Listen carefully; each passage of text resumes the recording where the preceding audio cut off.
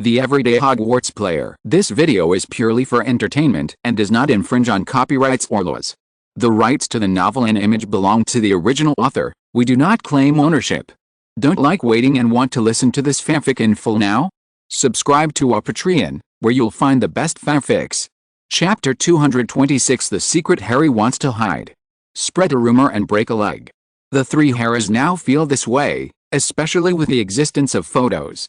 Harry wanted to explain why the two of them cared so much about his body, but he didn't want others to know the power that turned into a phoenix and settled in his heart.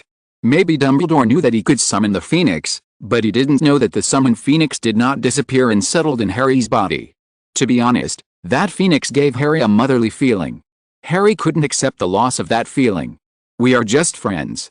After questioning for who knows how long, the three of them kept replying like this.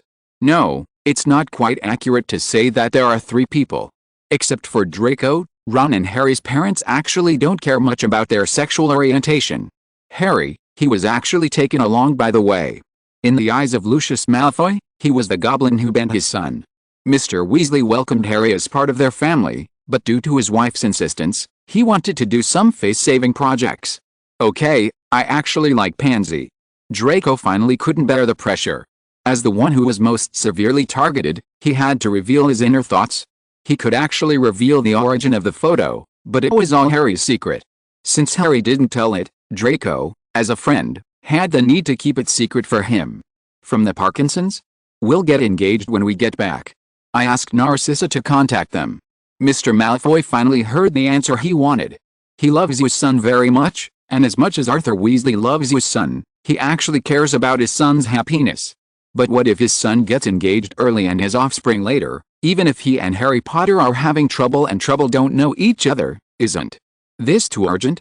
I'm still a child. Draco wanted to drink something to calm his shock. If you don't agree, I have reason to doubt whether you are lying. Look at our greatest white wizard, he died alone because he was not engaged. Mr. Malfoy said maliciously, and was suddenly cool. Dumbledore looked confused.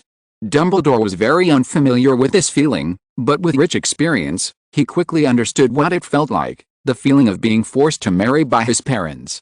This was very strange for Dumbledore. After all, his father had been in prison early, and his mother was also focused on her half-crazy little daughter. Dumbledore is not so much the eldest son of the family, but he has always played the role of father. Okay, this is what you came here for, and you drove away Petunia and Dudley for this. Dumbledore said in a brisk tone when he came back to his senses. Come on, you feel the same way, Dumbledore, that's why you don't think Harry's matter is a big deal. Sirius, who had always felt like an outsider, complained. Where did you get this photo? At that time, I experimented with my magic spell and attracted Fox and other classmates. So we kept running and running. I was so tired and covered in sweat. I'm not as strong as Ron and Draco, and running for so long made me uncomfortable. Ron and the others used the Muggle auscultation trick they learned from George and Fred to see if I was weenie to go to the school doctor's office. Harry finally thought of a fairly logical and complete explanation. Moreover, he also asked a question at the beginning. They should recall the answer to that question first and ignore the imperfections in their subsequent explanation would really develop as I expected. However, this reminded Harry that he was so absorbed in watching TV that he forgot to turn off the TV in advance, and finally Aunt Petunia discovered Harry secretly watching TV from the top of the still warm TV. From that time on, unless necessary, they would ask Mrs. Fig to look after him in advance before leaving, and Harry lost the opportunity to be alone at home. Sirius gave it to me. Black gave it to me. Mr. Malfoy and Mr. Weasley both looked at Sirius. It's not a secret, you just didn't ask me. Okay, I said. The Daily Prophet is already my property. The photo was taken by Rita Skeeter. She didn't disclose how it was taken. She said it was her special skill for getting a lot of private information. Sirius shrugged. Dumbledore, do you know what's going on?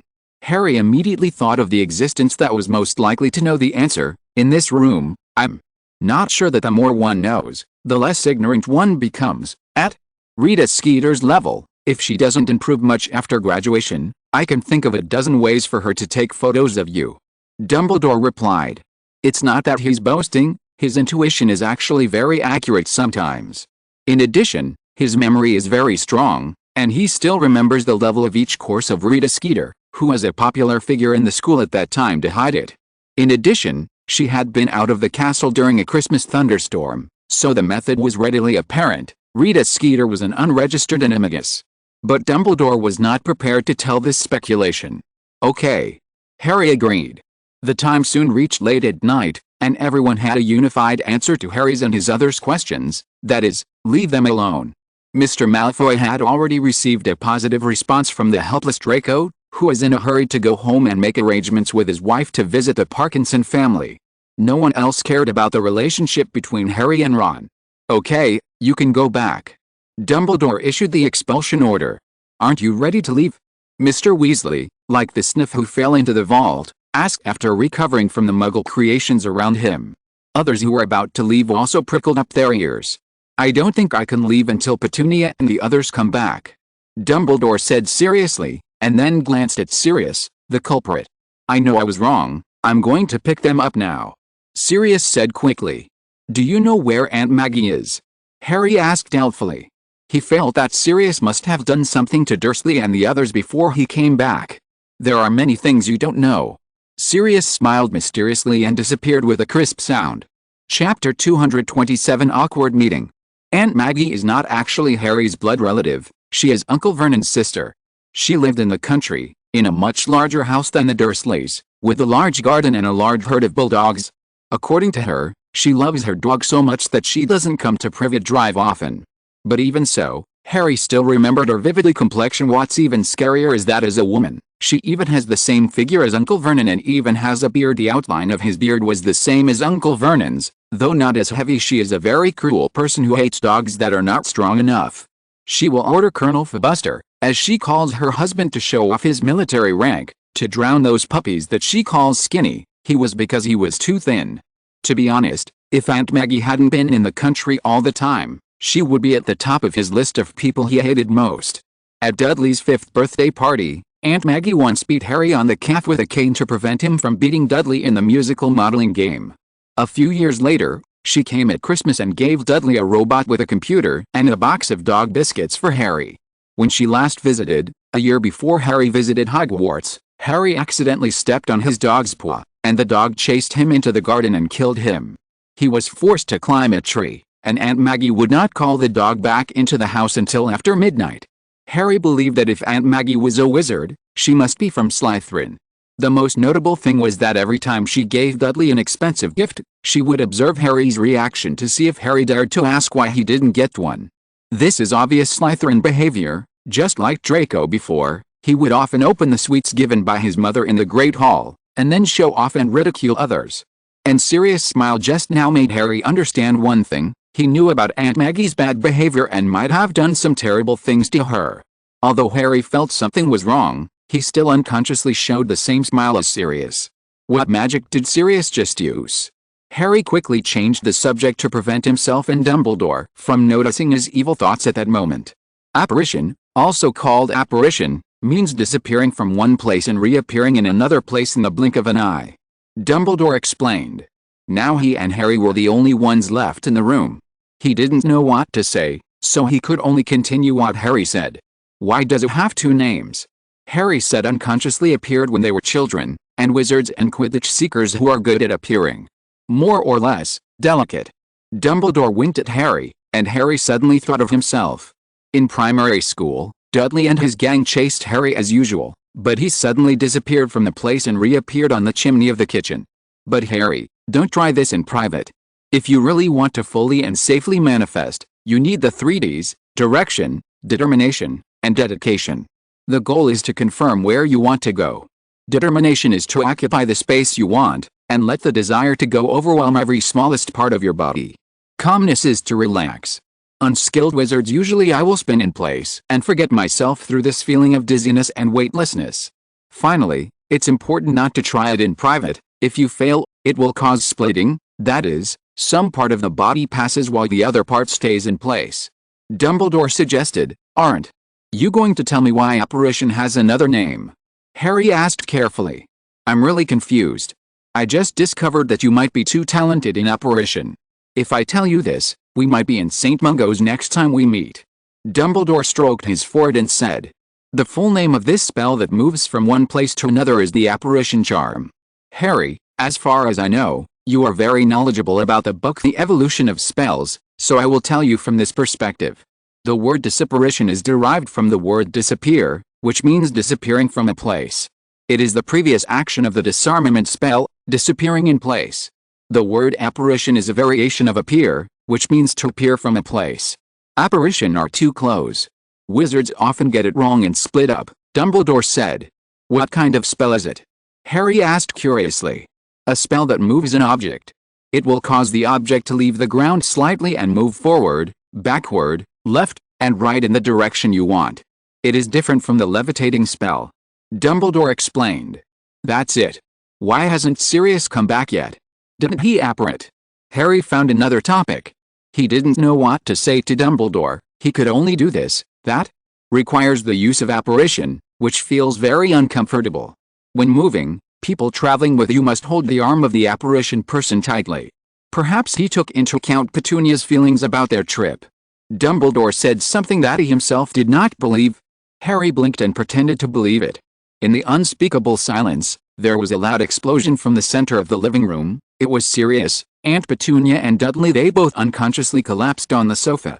"I'm back, Dumbledore and Harry," Sirius said happily. Obviously at Aunt Maggie's place, he was angry at what he had done. And it delayed some time. "Professor!" Dudley exclaimed when he came back to his senses and looked at Dumbledore. "Albus Dumbledore. Penny, right? We wrote by letter," Dumbledore said casually. Then he looked at the time, waved his wand, and the dining table and chairs were all returned to their proper places, and the used dinner plates also became smooth and clean as new. "Sirius, it's time for us to go," Dumbledore continued. "Okay, but Harry, I'll pick you up in a month." Sirius disappeared into the night with Dumbledore. Then Harry and Dudley were left looking at each other. And Aunt Petunia seemed to want to say something to him. She looked at him with a strange and timid look, as if hesitant to speak, but then she shook her head and walked to the restaurant, pretending to wash the dishes. "Long time no see, Dudley. Long time no see, Harry." Chapter 228 The Reason for Free Spell Casting. Harry, who lived at number 4 Privet Drive, Little Whington, Surrey, felt for the first time how happy he was to live here. He even felt that there was no other shortcoming here except Ron and the others. This was all because of what happened not long ago. A few days after Harry returned to the Dursleys, magic were still stuck in the Middle Ages, began to no longer be taboo about talking about magic. They no longer targeted Harry, telling him to do this or that, but treated him more like nothing. They even allowed Harry's spellbook, wand, cauldron, and broomstick to be placed in Harry's bedroom instead of being locked in the stairwell where Harry grew up. They also allowed Hedwig to go out for a walk and brought back a lot of dead rats. Petunia, who had mysophobia, didn't go crazy. This was far more than he could bear because Dudley was a wizard. This made Harry wonder if Sirius had said or done something. "Hey, Dudley, my son, come and try to make this dress a little bigger. I think it's shrunk a bit." On an unknown morning, Uncle Vernon mentioned for the first time the most popular thing in his mouth. "Annoying stuff, those wizard powers. We signed an agreement not to use magic at home." Dudley returned helplessly. Harry suspected that the reason why Uncle Vernon accepted magic so quickly was also related to Dudley's transformation. No matter how much Uncle Vernon deceived himself in the past, he knew in his heart that Dudley was an irregular boy with poor grades and a figure that was even fatter than when he was a child. But since he became a wizard and came back from Hogwarts, where he told people to teach deceitful tricks, Dudley became polite, knew how to speak politely, and even became much slimmer. Dudley's sudden maturity made Aunt Petunia cry with joy every day. Those who didn't know it thought she was being bullied, but anyone who knew the Dursleys knew that Aunt Petunia was the most important person in the family. However, when Dudley mentioned that he couldn't use magic at home, she said bitterly, "It seems that there is still progress in the magic world." This made Uncle Vernon almost thought he had said the wrong thing, and Dudley was also at a loss. "Mom, what do you mean?" Dudley looked at his father, who was pretending to be reading a newspaper and pretending to be dead, and asked cautiously. "When I was a little girl, Lily had already gone to Hogwarts. Whenever she came back from vacation, Lily would often do some tricks at home, such as turning the teacup into a mouse. My parents liked it very much, and she would do it all day long. Lily is long, Lily is short. But that's my favorite teacup. It turned into something dirty. I think it's good now. Children can't use magic at home." Aunt Petunia couldn't help but say this. Harry was suddenly a little surprised. He saw a kind of jealousy engraved in Aunt Petunia's bones. Aunt Petunia didn't hate magic. It turned out that she just wanted to have magic. Maybe she would try to write a letter to Dumbledore secretly, Harry couldn't help but think. Immediately, he saw a sense of regret on Aunt Petunia's pony face, which could not hide her emotions. To Harry's surprise, Dudley had grown in good shape, not too big, but just big enough for the fat Uncle Vernon to wear. Harry suddenly remembered that he didn't know Dudley's grades yet. His flying class might be the rarest troll in history, but Harry didn't understand his other subjects. Maybe Dudley's grades in Charms class were not bad, Harry couldn't help but think after witnessing everything. My little baby Dudley, what are you? Oh, you signed the agreement. Aunt Petunia said to Dudley with tears in her eyes, resisting the desire to look at it again. But Mum, you want to see it. Dudley finished speaking, Aunt Petunia hugged Dudley tightly in her arms, and Uncle Dursley also stood up and joined in. Harry was left standing there awkwardly, wanting nothing more than to pick up the broomstick in the room and leave. Just when the Dursleys were immersed in the atmosphere of family happiness, suddenly an owl flew in from the dining room window like a whirlwind, dropped a letter on the sofa where Uncle Vernon had just been sitting, and then flew away like a whirlwind. This letter can't be from the Ministry of Magic. Aunt Petunia stretched out her hand tremblingly, trying to pick up the letter. Uncle Vernon picked it up directly, and he was as agile as a 220-pound fat man. Don't worry, Petunia, no one will target a child as good as Dudley. Aunt Petunia still looked worried, but before she could speak, he understood the look in Aunt Petunia's eyes. Even those weirdos, no, even wizards wouldn't hate it enough to target Dudley. Dudley Force is also a member there. Let me see. Hey, boy, pick up your letter and read it to us. Uncle Vernon's expression suddenly relaxed and he thrust the letter heavily into Harry's hand. Harry opened it and saw that it was addressed to himself. Dear Harry, by the time you receive this letter, you will have no doubt be to use magic. I'm not surprised at all. You are James' son. If you are a Ravenclaw student, you may know that children from wizarding families who use magic at home do not receive letters from the Ministry of Magic prohibiting the misuse of magic. The future letter as carefully as he had folded his Hogwarts acceptance letter. This is the letter Sirius wrote to me. He said that children from wizarding families can use magic at home, and he is my godfather. Dudley. When Uncle Vernon heard Sirius' name, he subconsciously shrank his neck, then rolled his eyes and shrewdly confirmed to Dudley. That's what I mean. What Harry said is true. Dudley nodded repeatedly. He didn't really understand this, but he believed that Harry wouldn't make a joke about it more. Don't lose to those guys. Chapter 229 Ritual in the Underworld. In the following days, Harry gradually learned how to write letters and then sent them using Hedwig. After all, although the free life of no one is fun, having no friends still makes Harry a bit lonely. Although Dudley became friendly, he and Dudley had nothing to say teach this spell. Instead, in the 6th grade, you sign up with an instructor sent by the Ministry of Magic. It costs an extra 12 galleons to study for 12 weeks. In addition, they also confirmed one thing through letters, that is, they will also go to Black's house on July 7th, other 2 people. But Draco said that he actually wanted to see Ron's father's workshop, and he was very interested in it. He tried to go to Ron's place to spend the summer vacation next year with Harry. And what is Ryan doing during this summer vacation? At first, because Kate and Penelope were not alone and had family members, they both had to stay with their families during the summer vacation, which they gave Ryan rare private time. After all, sometimes being too powerful is not good. At Hogwarts, Kate and Penelope knew one thing clearly: they could call Ryan at any time and get a reply. As long as Ryan's name, appearance, and even information related to him are mentioned, he will be noticed, influenced, and even controlled by Ryan. Kate and Penelope use this method to chat with Ryan at any time, and even communicate face-to-face in their minds. But what they don't know is that not only in Hogwarts, but as long as they are still on Earth, Ryan can do the above. It's just that Ryan deliberately concealed this and sought his own private space. To be honest, Ryan sometimes even regrets suddenly. After he had a new method back then, he would reveal it to Benino and Kate after careful consideration. Train at Hogwarts, Ryan noticed the photos in the hands of the Weasleys and the Malfoys, and the distorted expressions on their faces. Even Sirius, who was preparing to leave at number 12 Grimwald Place, could not avoid Ryan's gaze. The farewell between Vernon Dursley and his wife Petunia, and the fear of Sirius in the conversation also made Ryan feel that he had missed a lot. After Harry and the others came out of the train station, Ryan was very happy to see Molly Weasley's disgusted expression towards Ron and her love for Harry. And Narcissa Malfoy also looked out of sight and out of mind. After Molly Weasley took her son away, she also left. The story is just average later, because of the quarrel between the adults and the children due to the information gap, until Dumbledore suddenly appears. It is a little interesting. At the end, Ryan suddenly found that he had almost no goals.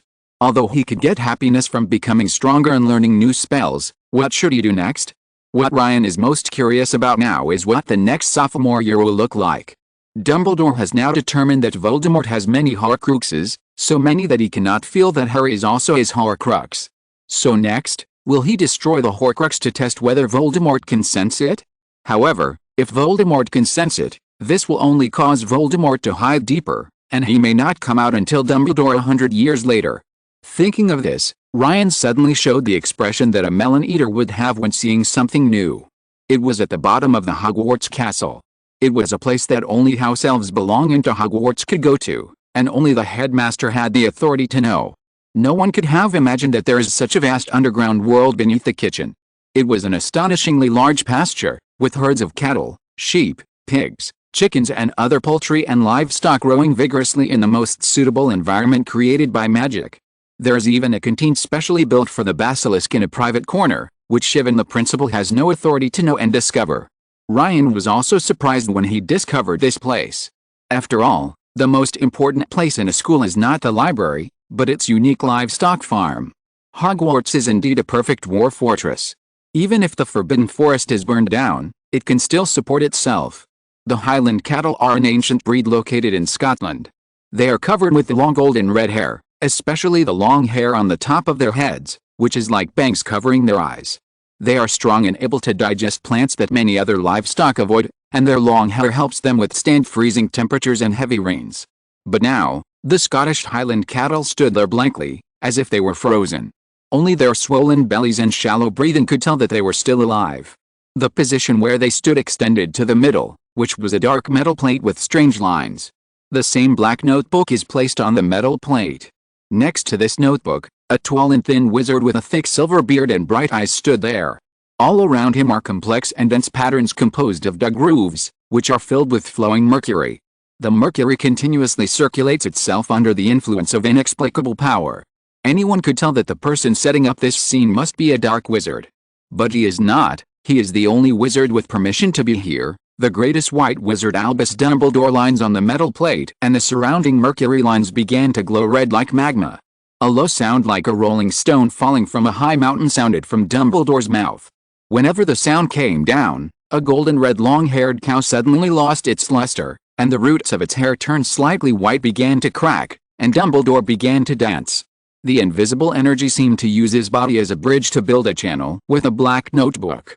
Red lines began to appear on the cover of the notebook. When the last line was hot-stamped, Dumbledore stopped dancing. A 16-year-old boy with shiny black hair appeared on the spot, wearing a pointed hat and a prefect's silver badge shining on his chest. If you're listening to this novel on a channel other than Fanfic World, it means they downloaded and uploaded it without effort. We cordially invite you to visit our channel, Mundo Fanfic Novelis. There you'll find the original version of this story, and you can explore many other novels of various genres. We're waiting for you to immerse yourself in a world of incredible novels. Chapter 230: The Mysterious Tom Riddle. In this vast underground world, a powerful and turbulent sea-like magic wave was born from nothingness. The magic power was deep, low, but full of youthful vitality. The source of the magic was a tall black-haired boy who was stroking every part of his body, hair, eyes, teeth, ears, almost frankly. But for some reason, the boy's outline was blurry and strange, as if he was looking at him through a foggy window, and there was a strange, foggy shimmer surrounding him. "Your name, Tom Riddle." A voice sounded. It was Dumbledore, who looked at the boy with a complicated look. As Dumbledore finished speaking, the boy's outline suddenly became clear, revealing a peerless face that seemed to be carved out of stone and jade. He had deep eyes, bright and charming. "Long time no see, Professor Dumbledore." Man, in Ryan's previous life, if he had been a voice anchor, He would have been the one that many female fans said would make them pregnant after listening to it. There is no doubt that even without Dumbledore naming him, apart from Grindelwald, the only young Voldemort with such grace is a being who can physically and mentally conquer a 1,000-year-old single female ghost. Long time no see, I think. I don't need to say anything more, right, Tom? The fragility in Dumbledore's eyes gradually faded as he spoke. His eyes were like X-rays at this time, able to see through all lies. Ah, I think so. As expected of you, Professor, not a single life was lost. Typical Dumbledore magic, hypocrisy, waste, stupidity. Tom Riddle said in a playful tone, and winked at Dumbledore. Just call me Professor, just like before. I just made a choice. Compared with Voldemort, I would rather accept a Tom Riddle who is monitored by me. Dumbledore said in a light tone, blinking like Tom Riddle. It made me want to puke, and I remember saying many times, I hate this name, don't call me Tom. Are you going to play the teacher-student game with me? Tom Riddle's eyes no longer concealed, and his handsome and delicate facial features suddenly became rough, and his expression was like a beast. No, I just hope you can repent for the innocent Myrtle. Cherish your new life, a pure life that has not been stained with the blood of others. Dumbledore said. His eyes were serious and powerful, staring intently at Tom Riddle's careless and arrogant face. Pure? You should have investigated me. After all, you never liked me like other teachers. Orphanage, during an outing, I killed 2 children, as well as Myrtle. Wasn't it the basilisk I released that killed her? Even your loyal servant Hagrid was also framed by me. Riddle let out a cold, harsh laugh, not like a 16-year-old child. Hagrid is my student, not a servant. You have to understand this. We are all equal in personality to others. And why do you have to hide it? You may not understand love, but you still have a conscience. This is the part that Voldemort hates the most. This is why he put you in his only Muggle item, a tattered diary. Dumbledore said in an unquestionable tone, and Riddle curled his lips in disdain. You still remember the names of M. Benson and Dennis Bishop, the children you said you killed. But as far as I know, they are alive and well. Tom Riddle didn't intend to hear this time. You may be cruel, like to get pleasure from intimidating others, don't know love, and like to dominate everything. But you are not a person who likes to people who take lives at will, except for non-sentient animals. You regard other wizards and even muggles as inferior to you, and you derive pleasure from them as precious possessions. That's why you still remember the name of the orphanage, and even the 2 boys terrified you. What happened to Myrtle was not your intention. After all, your method of finding scapegoats was too crude, which is not in line with your style. Dumbledore said lightly. Oh, it's you indeed. This is why the orphanage will always exist, instead of being wiped out by me like my Muggle father who abandoned me. Even my scope of action has been abroad since I became an adult. The reason why I don't come back to wreak havoc in Britain is not only because of you, and because there are people I know well here. Riddle showed a disgusted expression. This is also why the part of my soul that remained after I was abandoned no longer cares about the lives of other people, my Muggle father and the others.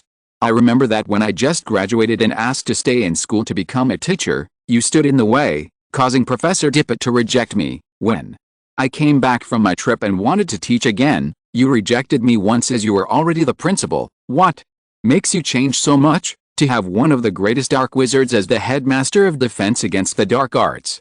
Riddle sneered. This is a choice, a chance for you to start over. And if the other Tom knew of your existence, would he allow you?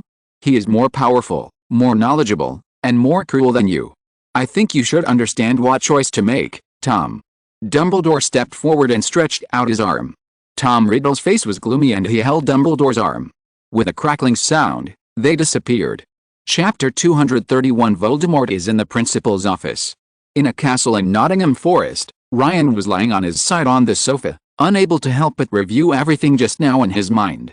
If that part of Voldemort's soul is really his conscience, then his part may be the reason why the young wizards who were attacked in the original world line did not die. Also, I really didn't expect that Dumbledore would do this. In the original world line, he allowed the diary to run rampant in Hogwarts just to make Voldemort, who might still be connected to his Horcrux, think that he didn't know about the existence of Horcruxes. By the way, it can also be used to test whether Voldemort cannot sense the destruction of his own Horcrux.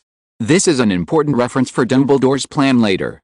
However, If Voldemort was more powerful and could really feel the destruction of Horcruxes, then Dumbledore's method for dealing with each Horcrux would probably be to train Harry and take him to quickly scan all the Horcruxes that he had found or might where there are Horcruxes. Even if he is still confused by the existence of the Resurrection Stone and is ready to find it alone, I am afraid he will not be so hastily attracted to the Resurrection Stone on the Horcrux in Gaunt's old house. The sense of responsibility in his heart will drive him. He gave up the unrealistic thoughts in his heart. Thinking about it this way, the reason why Dumbledore in the original world line was so easily shaken was because he already had a foolproof plan that he could carry out even after his own death. Ryan cleared his throat, and Jack appeared beside him, bringing Jerry, the black cat, who was still sleeping. Ryan picked it up, petted the cat, and continued to watch the unfinished scene. "Ah, Riddle, how could you, Dumbledore? What's going on?" shouted an old wizard who looked like a friar in the picture frame in the principal's office. "Hello, long time no see, Professor Dippet." Riddle agreed slightly. "Armando, it's just Tom." Dumbledore, as usual, said nothing and left people guessing. "Well, I understand what the materials you collected are for." In another frame, there is a smart-looking man with a goatee, wearing silver and green Slytherin clothes. Wu said this. This was Sirius's grandfather Phineas, who was from the Black family. They even had knowledge of Horcruxes, and they knew the most about black magic. The diary disappeared. Seeing that Armando was still a little confused, Phineas reminded him. "Ah, I see. Dumbledore, although we are obliged to serve the current headmaster of Hogwarts, I have made mistakes with Riddle. Whatever you are going to do, I suggest you reconsider." Armando said breathlessly. "It's so hurtful, Professor Dippet, that you were planning to let me become a professor at the beginning," Riddle said with a pretense of melancholy. "Shut up, Tom," Dumbledore snapped. "I understand," Master Riddle said in a pretentious voice with a vibrato. "I understand, just like the defense against the dark arts class I had at that time, use black magic to fight against black magic." "Fight Voldemort with Voldemort," Phineas said confidently. "I think not, Phineas. Tom, please be serious. Now I need you to provide me with a lesson plan for school years 1 to 7, hurry up, I think I need to review and revise it multiple times." "Dumbledore, you are confused. There is already one this year, and another one next year? Do you like Voldemort to be a professor at Hogwarts so much? I suggest you think about it again. I thought you were infallible, Dumbledore." At this time, almost all the characters in the frame were talking in a variety of ways. And Florian, who is proficient in the history of magic and familiar with various unofficial histories, is one of my targets. Riddle reminded him in a soft tone. "I think I'm going to go ahead and tell the descendants of my asshole who owns a soda fountain," Fusco said. "Aha, have we forgotten that he is so fat because of eating cold drinks? In my opinion, his descendants are just like him, pretty good. Unlike my abominable great-great-grandson who refused to go on a blind date." Phineas laughed at first, and then looked like he was gritting his teeth. "Phineas, children have their own choices." Dumbledore, who is also a bachelor and has no children, couldn't help but speak for Sirius. "Don't forget what we mainly want to hear." In the frame, an old witch with long silver curls reminded her. "Ah, I almost forgot, thank you for reminding Doris." Phineas tugged at his goatee to get out of the emotion just now. "Explain, there's something I'm curious about," Riddle said. "What is it?" said Dumbledore. The principals in the picture frame all pursed their lips, but they still prickled up their ears curiously. "What does it mean to have one already this year, and another one next year?" Riddle asked curiously. If it was true, he suspected that he had been deceived by Dumbledore, and was finally killed. If it was what he thought, Dumbledore wouldn't resurrect one of his Horcruxes every year as the defense against the dark arts professor, and then kill him in the end. "Your main body," Riddle frowned in displeasure, "is attached to the back of the head of the defense against the dark arts professor last school year, so he can barely be considered as the professor of this course last year and this year. And you will also become the professor of defense against the dark arts this year and next year, that is, the 1992-1993 school year." Dumbledore said in a sincere tone, sensing Riddle's uneasiness. "Oh, is that so? It seems that he died once. Where was his slave? What happened to him? He was defeated by you, right?" Riddle asked in a casual tone, and the last sentence was in an unquestionable affirmative tone. "No, Quirrell, that's the professor. Both he and your main body were defeated by Harry, and your main body could only escape in despair in the end. Dumbledore said in a low voice, thinking of the death of Quirrell again. Thanks to Tashi Umasilk and 20220115110332204 for their monthly tickets and other classmates for their recommendations and subscriptions. Chapter 232, Gormlagaunt's Defeat. At 10 o'clock, in the principal's office on the 8th floor of Hogwarts, as Dumbledore's words fell, Tom Riddle showed his true expression for the first time. It was an expression of curiosity and a bit of competition. Harry Potter? From the Potter family? Is he a professor at Hogwarts? Riddle couldn't help but ask one after another. The main body was defeated, only a small number of Death Eaters still followed you. But they all went to Azkaban, and the rest claimed to be under the Imperius Curse. Dumbledore teased, but Riddle didn't pay attention to his tone at all. One of those people who claim to be under the Imperius Curse must be Lucius. He is a speculator like his father, but it doesn't matter anymore. Is Harry Potter in Hogwarts? I want to meet him. Is he James Potter's father? In Riddle's imagination, Harry Potter's appearance has become an old man with a white beard, the father of James Potter, the man of Gryffindor when he was wreaking havoc outside. No, he is just a baby. James and Lily are his parents, after your subject killed his parents, in a failed attempt to kill him. You only left him an indelible scar in the end. Then he lost his body and was worse than the humblest wandering soul. Dumbledore said with a hint of sadness. How did a baby, without any particularly magical spells, defeat the greatest wizard of all time? How was he able to escape unharmed, leaving only a scar, while Voldemort's power was destroyed? And Lily? She's Severus Child's lover, right? How did she get together with James Potter? Did I stand up for my servants and then failed hilariously? Riddle looked incredulous. With his expression, he believed that there must be something done firmly by Dumbledore. It's the power of love. You never understood the power of contempt. Dumbledore sighed. It will appear when a wizard who is not going to die, but voluntarily dies for the one he loves. Lily would not have died. Severus once begged you to save her life, and obviously you agreed. In the end, Lily blocked the fatal magic for his child, and because love, the oldest magic, takes effect, caused the spell you cast to bounce back on you, Dumbledore said.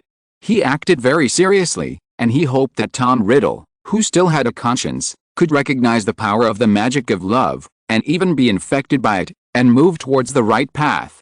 In his vision, this part of Riddler's soul acted as the main body, annihilating other souls. In the end, as Riddle's Horcrux, Harry and he checked each other and lived for a long time, leaving some power for the British wizarding world. The appearance of the mysterious American wizard and the rapid development of Muggles made him deeply wary of it. This is why he helped Tom, who still had a conscience, become independent. So, I really died to stand up for Snape. Also say that. Dumbledore said it, you should understand the power of love the most. Your middle name is Gaunt, Slytherin's Gaunt. Riddle still looked disdainful, but his ears prickled up again. Love is the most mysterious branch of all magic and is very difficult to understand. The people in the Ministry of Magic also believe that love is the most difficult and powerful magic, so there is a room in the Department of Mysteries that has been studying it. Was targeted and defeated by Gormlaith Gaunt. You know, Gormlagaunt is the Gaunt family, the strongest person among the descendants of Slytherin in hundreds of years of history besides you. Dumbledore said this, but was rudely interrupted by Riddle. You are wrong. Isolde there is also a descendant of Slytherin, and Gormlaith is her aunt. Gormlaith is not considered powerful. She is powerful because she went to Hogwarts, while the other Gunters are ignorant and do not even go to school. She was quite famous at the time because she stole Slytherin's wand. Dumbledore, let me tell you this story. Her downfall was more due to family affection. She still had love for her aunt and nephew's descendants. Isolde's father is William Thayer, an Irish pure-blood wizard and a descendant of the Animagus Morrigan. Isolde was born to William Thayer and Gormlaith's sister Leona. Gormlaith was dissatisfied because the two were willing to help there. She also rescued. He got a Pucky, a distant relative of European fairies who can use powerful magic, is short, gray-skinned, and has long ears, because Pucky hates wizards and humans and does not want to reveal his name. She called it William, after her father. After Isolde gave birth to her twin girls, Gormlaith finally found Isolde. Gormlaith was ready to repeat her old tricks again and kill her aunt and nephew's Muggle husband. Adoption their twin daughters. It has to be said that Gormlaith still has a few brushes. She first cast a very powerful curse outside, making Isolde and James fall into deep sleep. She also carefully used Parseltongue to make Isolde lose her wand effectiveness. But Chadwick and Wedberbutt were not hypnotized because they were not known by Gormlaith. Then Chadwick and Wedberbutt also detected the magic cast by the Parseltongue through their Hydra-horned wands and alerted their master. And because their wand cores are made of the same material, the horns of the same long-horned water snake, their magic power can be increased tenfold when they jointly deal with enemies. In addition, Gormlaith thought they were the children of her aunt and nephew, thinking that they were too good to kill him. This allowed them to delay until the cry of Isolde's twin daughters awakened Isolde. Yet even so, Gormlaith gained the upper hand, and at last Riddle said disdainfully. Chapter 233 Reasons. Love has powerful magic power, and Riddle actually knows it very well. After all, the biggest threat in his eyes, Albus Dumbledore, preaches this kind of thing all day long. But this power is very limited and passive. It is the power that sheep use to defeat lions. Why should I, like a lion, learn from sheep? A lion who learns from sheep will only have his claws blunted and be threatened by jackals. Dumbledore was the lion whose claws were being ground down. When he was still a student, Dumbledore, who was already the top wizard at the time, was coerced by the weak Ministry of Magic. If Horace Slughorn taught Riddle the importance of spreading his ideas, then Dumbledore is a perfect negative example. Tom, you do know a lot about the downfall of Gormlaith Gaunt, but you don't know the real inside story of this story. The room where this story takes place, the room of Isolde's twin daughters, is still preserved as it was before. It is the best place for the British Ministry of Magic and the American Ministry of Magic to study the power of love. The twin daughters of Chadwick and Isolde, who were not supposed to die, sacrificed themselves for their mother.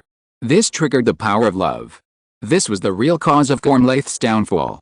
After all, although Pucci is powerful, he is not powerful enough to kill Gormlaith. Dumbledore explained. Then the same is true for the part of my soul that occupies the physical body.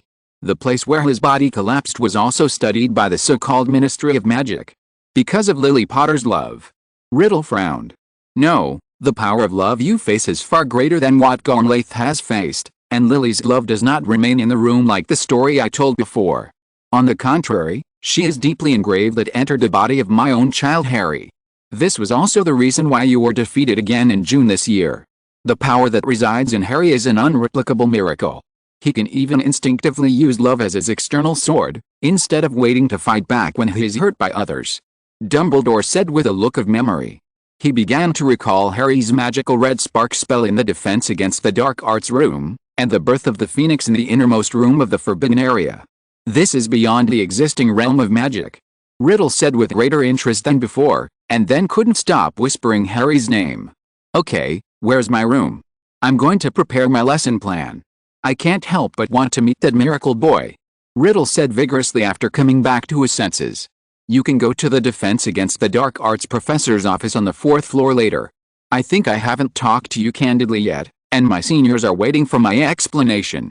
Dumbledore waved his wand. A dirty wine bottle and 2 glasses appeared in the air. The bottle automatically turned sideways and filled each cup with honey yellow liquid, and then the cups floated towards the 2 people in the room. MRS. Rosmerta's finest oak-ripened mead, you can drink while you listen. Dumbledore said, raising his glass to Riddle. Riddle grabbed his own glass of wine and took a sip. It seemed that Riddle liked this thing very much, and his frown was smoothed by the delicious wine. Rosmerta? A name I've never heard of. But I'm still a 17-year-old kid, how can I drink? Riddle said sarcastically while taking a few more sips.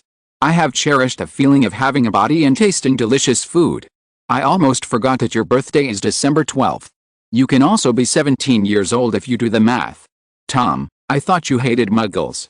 In the magical world, young wizards become adults at the age of 17, not 18 in the muggle world.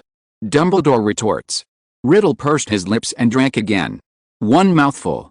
After he finished drinking, the bottles in the gang flew over automatically and filled Riddle up. MRS. Rosmerta was the mistress of the 3 broomsticks and she only started to show up in 1970. You were already in your 40s at that time. You had already left Hogwarts and were hanging out abroad. You had not yet officially returned to the UK. Dumbledore emphasized at last. Riddle stopped smiling frivolously and became serious. The principals in the surrounding frames also prickled up their ears. First, the curse of the Defense Against the Dark Arts class. This curse is caused by the permissions you obtained from the Slytherin Chamber of Secrets. It is an integral part of Hogwarts. Unless we start school in a different place, we will no longer use Hogwarts' name. This curse will disappear. Of course we won't do this. In fact, as long as the teachers of this course pay more attention and adopt the method we use now to change teachers every year, the most serious result will be to stay in St. Mungo's hospital for a few months. He would book a course of treatment for the Defense Against the Dark Arts teacher at St. Mungo's several months in advance. Before, Quirrell was just because he was too careless. He himself had been staying with the most dangerous dark wizard. After a person's misfortune, naturally something unexpected will happen to you. Some people may wonder why we don't just change the name of this class and call it something like the bodyguard class. But it's useless. This curse is alive in a sense. It has no routine, wisdom in the sense, but can discern these. Seriously speaking, there is only one way to break this curse, and that is to make Tom Riddle the Defense Against the Dark Arts teacher. His head will be affected by the curse. In the curse in my eyes, Quirrell is an individual, and he is also a guy who is not worthy of being a professor of this course. And next school year, when you become the Defense Against the Dark Arts professor, this curse will no longer occur.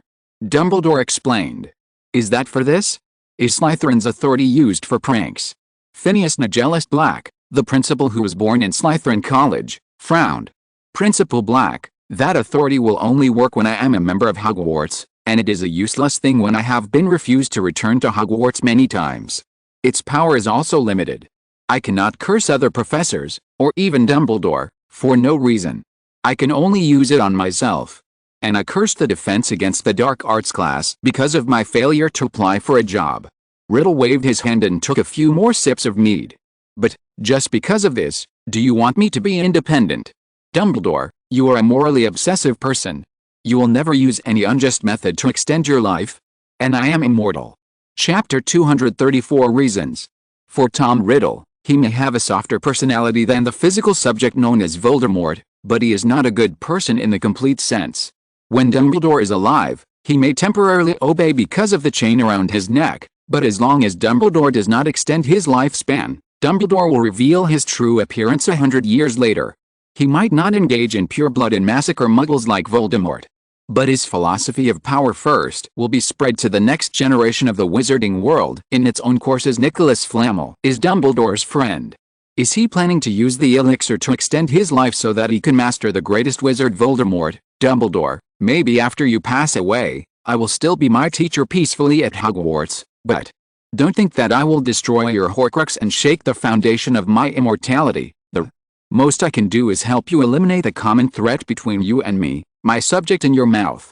Riddle reminded. Tom, you are so naive young, how could I put the hope of destroying your main body on you?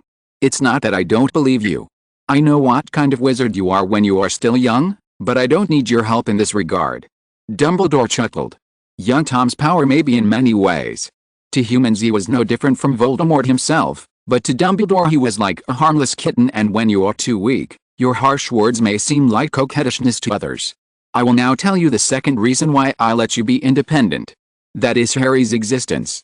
He is your Horcrux. Dumbledore said softly. He had planned to tell Harry this secret until the end.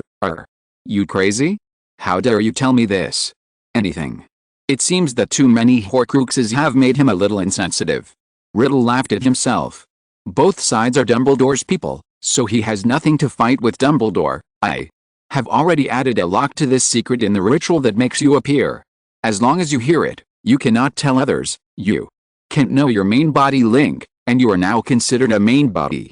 The lonely soul lurking in the Black Forest of Alba with the name of Voldemort cannot control you. This is why I dare to tell you directly. Dumbledore said calmly, but it contained a strong and unquestionable confidence. If I don't let you be independent, then in the end I can only sacrifice Harry to completely eliminate you. Not lose the eternal life you care about. It's the best of both worlds. You occupy the position of the subject. As long as he fails again, he will lose his identity as the subject. It seems that although the Horcrux makes the guy called the subject immortal, it is more powerful. But he also seems to have lost his caution and wisdom.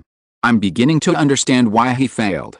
Even without Lily Potter's sacrifice, as long as you were there, his end would be defeat. Riddle finally managed to show a hint of admiration. What is the third reason? The third one?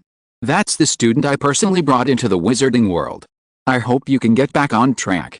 Dumbledore sighed. For the first time, Riddle felt what embarrassment was still evil. He is pure from another perspective. If you were 17 years old and still intact, he would not be like this after hearing this. He would be more likely to laugh at Dumbledore's stupidity, but now he can't do that. Why, Harry Potter? Why don't you use the Philosopher's Stone to extend your life and monitor me personally?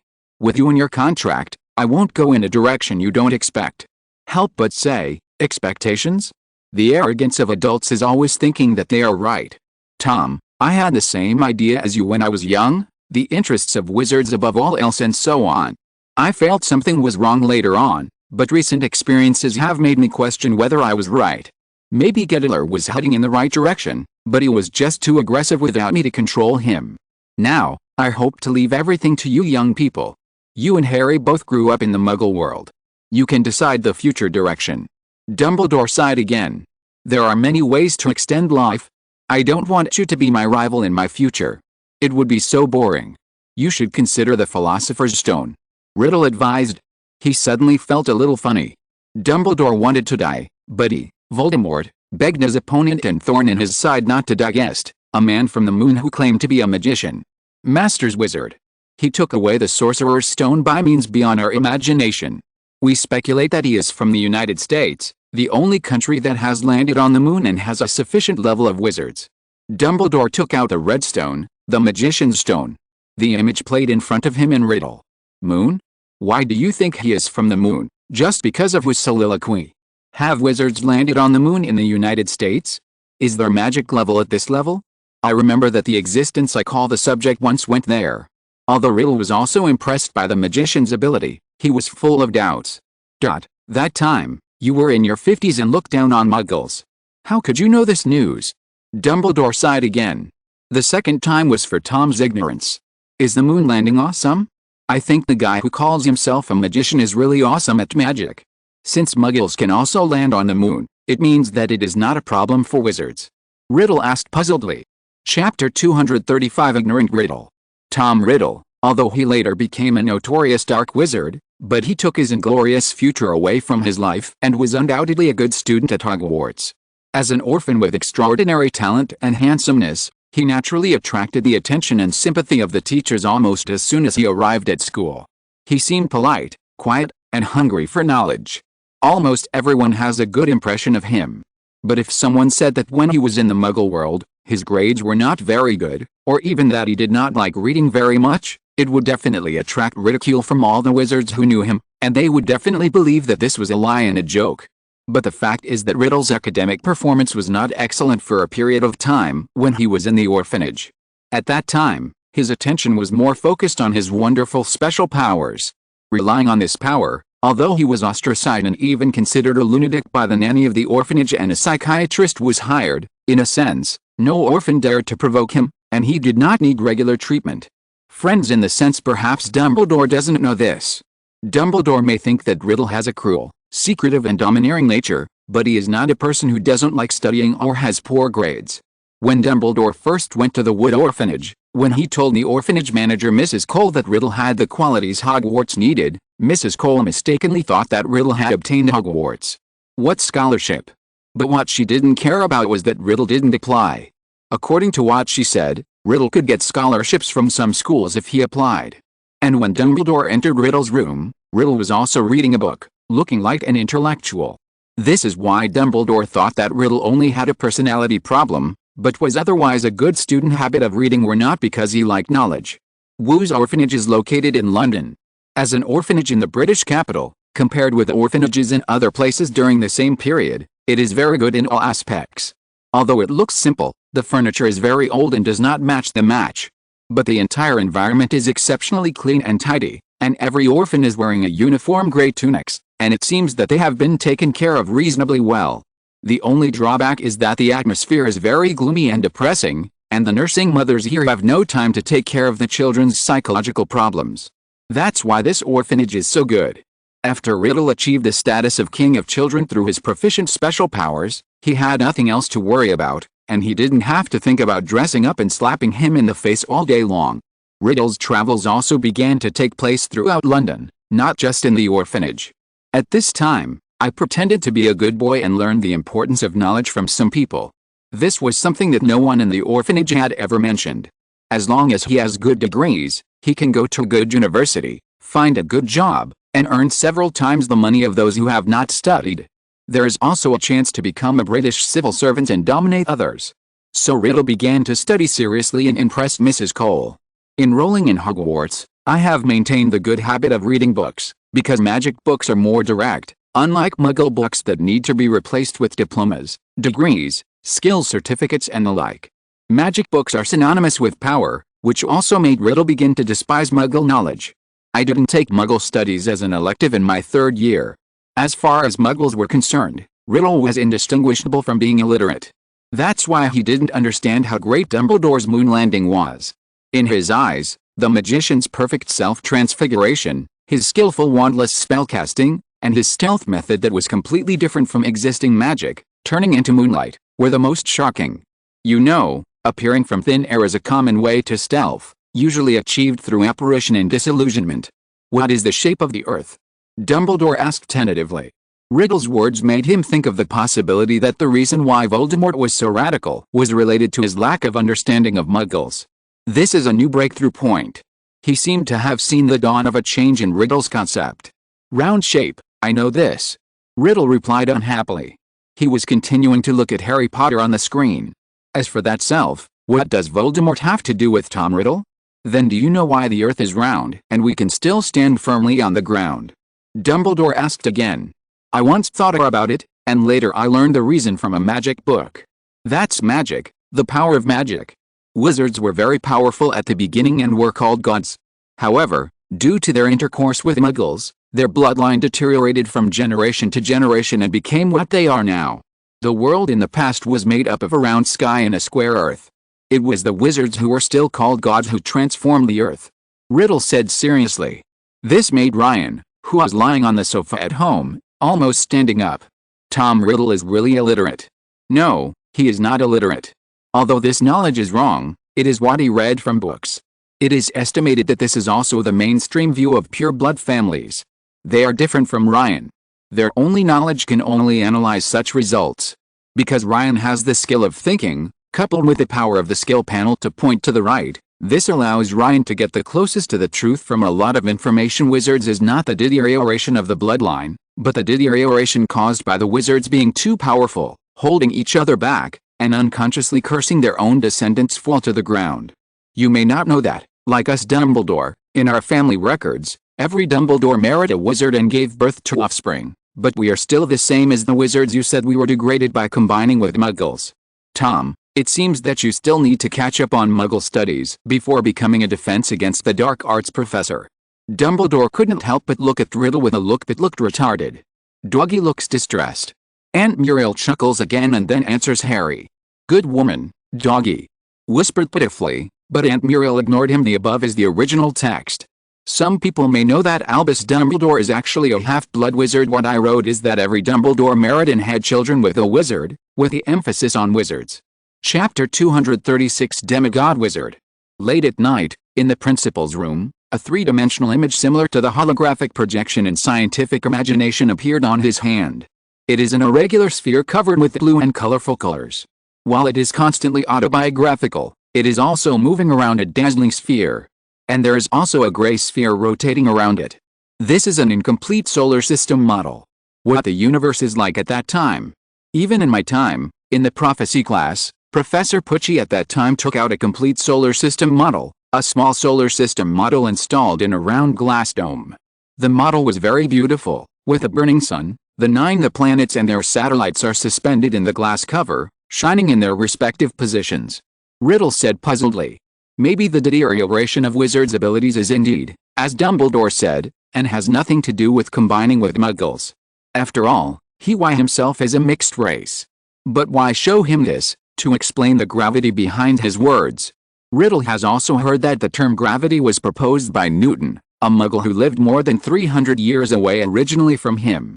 However, this is just a summary of the laws of nature. Don't you understand the greatness of Muggles landing on the moon? You know, before I found the wizard who claimed to be from the moon, I still thought no wizard has ever walked on the moon. Dumbledore felt like he was talking to a preschool wizard, rather than an outstanding Hogwarts student who had survived to the age of 17 and had some of the memories of an adult wizard. Sun and its 9 planets, including the appearance of this universe, were all transformed by wizards. Riddle. He also looked at Dumbledore with a look that looked at a retarded person. Wizards are the transformers of nature, while Muggles are just mediocre people who seek laws. What is called science only exists without the intervention of wizards. I will not mention for the moment how small humans and even wizards are compared to the celestial bodies you just mentioned. If you have really taken a Muggle studies course, or gone to the Department of Mysteries to study at the Space Agency, you will know that what you just said is true. How ridiculous. With the moon and the earth in my hands, if you want to break away from the earth, you have to go over 5 miles per second to do it. This is something we wizards can't do in the existing magic field. And Muggles did it with technology you don't understand. Dumbledore said excitedly. That's why he was once the same as Grindelwald. They understand that if there is a war between the Muggle world and wizards, and if wizards cannot face up to and understand everything that Muggles have, they will only fail. What Voldemort did was push the wizard into a pit of fire. Well, it seems that I have to understand Muggle studies to be able to be so praised by you. Riddle touched his chin with interest. By the way, when can I get a wand? I will take you to Diagon Alley tomorrow, Dumbledore said, as well as the tools you need for teaching and some daily necessities. I can help you buy everything. You're going with me? Riddle asked, looking up. I'm confused. I said the same thing before you entered school. You are used to doing things by yourself, always running around London alone. Dumbledore sighed. No, I think I need to. In the next moment, Ryan stopped looking. After all, the scene was too strange, gay, and straight men couldn't watch it. Ryan also understood for the first time why Voldemort was so powerful. Magic is all about idealism. When you understand science and how insignificant you are in the entire universe, your spells will lose confidence. Maybe you know that you are a wizard and know that you can do this, but your subconscious mind will tell you that you can only do this. Unlike Voldemort, he believes that the reason why the current world is like this and does not conform to what he thinks is common sense is because wizards have changed the world. Unlike other wizards, he truly believed in these things and believed that his magic could do anything goes. The world is as big as the heart is, so why can't his magic power be strong? Maybe this is why our Ravenclaw's profound scholars cannot defeat Gryffindor's fools. Ryan suddenly understood why no wizard in Atlantis had reached level 6. Logically speaking, the learning atmosphere there was stronger and the exploration of magic was deeper. Why does Ryan's thinking mean that there are no LV6 wizards on the moon? Wizards who dare not face the world and are bound by fear and worry cannot reach level 6. They have at most a few level 6 spells, and the overall improvement is completely different. Reaching level 6 does not depend on knowledge, nor the amount of magic power, nor the use of magic spells. It is based on a breakthrough in the field of thought and philosophy. You must believe in yourself wholeheartedly and use your own thinking and philosophy to deconstruct the world. Ryan realized that he had been wrong before. No, just not quite right spells and level 6 wizards. Their life levels are different and they are not considered the same species. Voldemort's magical transformation and self-transformation were also the means for him to reach LV6, but this only brought him a transformation of life level. If he relied solely on this, he would only be the weakest at LV6. The reason why he is so powerful is that he also has his own unique way of thinking.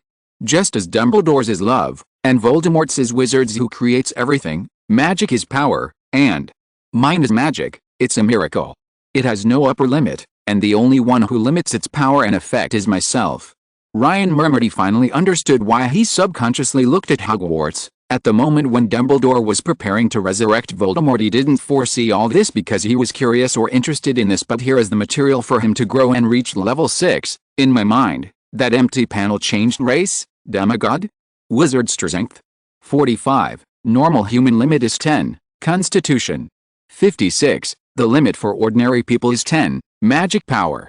49, normal human limit is 10, skills, thinking LV, 6, 77%, physical transformation LV 5, 75%, Charms Learning LV6, 12%, Detection LV5, 5%, Moon Illusion LV1, 5%, Thought Communication LV3, 44%, Love LV2, 56%. On the panel, for the first time, the name of the race appeared with the words Gleaming Demigods. You must know that even after Ryan indirectly mastered the power of LV7 through the Phantom of the Moon and owned the Kingdom of God, the race was still a wizard. In terms of skills, except for special skills, all skills below level 6 disappeared. It's not that they disappeared, but for wizards at level 6, they can reach level 5 in any field as long as they spend time. If you're listening to this novel on a channel other than Fanfic World, it means they downloaded and uploaded it without effort. We cordially invite you to visit our channel, Mundo Fanfic Novelis. There you'll find the original version of this story and you can explore many other novels of various genres. We're waiting for you to immerse yourself in a world of incredible novels. Chapter 237, The Realm of the Transcendent.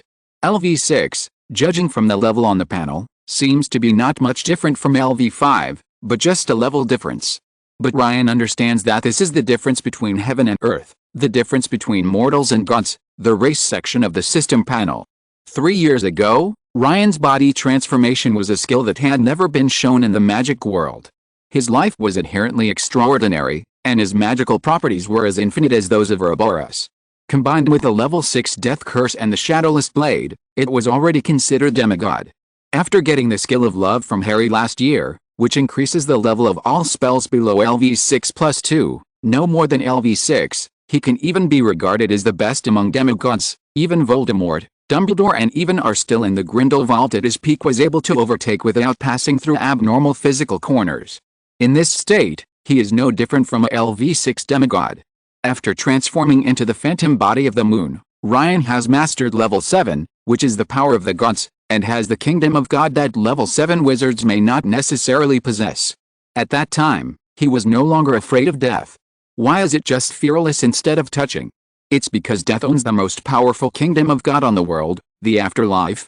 Even the Hall of Valor captured by Ryan's thinking cannot be compared to Avalon World. Ryan still has the confidence to protect himself in front of him. Even if he cannot defeat him, he can still hide in terms of concealment. The moon domain is the strongest. As for level 8, this realm that transcends gods and can be called a transcendent can only be reached by Ryan. On the other hand, in Dumbledore's imagination, Tom Riddle, who was supplementing Muggle knowledge because of the broken worldview, was not like this, nor was he too excited to go to Diagon Alley with Dumbledore for the first time tomorrow and couldn't sleep. After all, Riddle is the soul contained in Voldemort's purity and conscience. Compared with ordinary people, he is still a cold and ruthless type. He may be moved, but he will withdraw from it the next second. At an old table, Tom Riddle leaned back on a wooden chair with purple cushions, his head raised high, and his deep eyes stared at the ceiling, as if the most profound and powerful knowledge was recorded on it. Lesson plans of previous defense against the dark arts teachers were placed messily aside. In front of Riddle, a quill stood on a piece of white parchment with 4 letters on it, P, S, L, D. There are messy gestures next to the letters, which makes people confused. As for the pure blood theory, Riddle didn't know what Voldemort would think of him decades later. But for him, a young man who had just turned 17, he actually believed it deeply. He had thought his mother was a muggle because she couldn't be magical, otherwise she wouldn't have died. But after entering Hogwarts, he learned that he might be a descendant of Slytherin, and he also had Parseltongue. So he, who was already obsessed with his origin, began to find the name of old Tom Riddle with the same name as is in the trophy room, the list of supervising students in the school's old records, and even in the history of magic books. At that time, Riddle realized that perhaps his father had never attended Hogwarts, or that he had used a false name from the beginning, so he began to look for clues from his middle name, which came from his grandfather Marvolo. This time, he quickly found the origin of this name from old books and wizard families. He really came from a branch of Slytherin Gaunt. Slytherin. But he was wrong.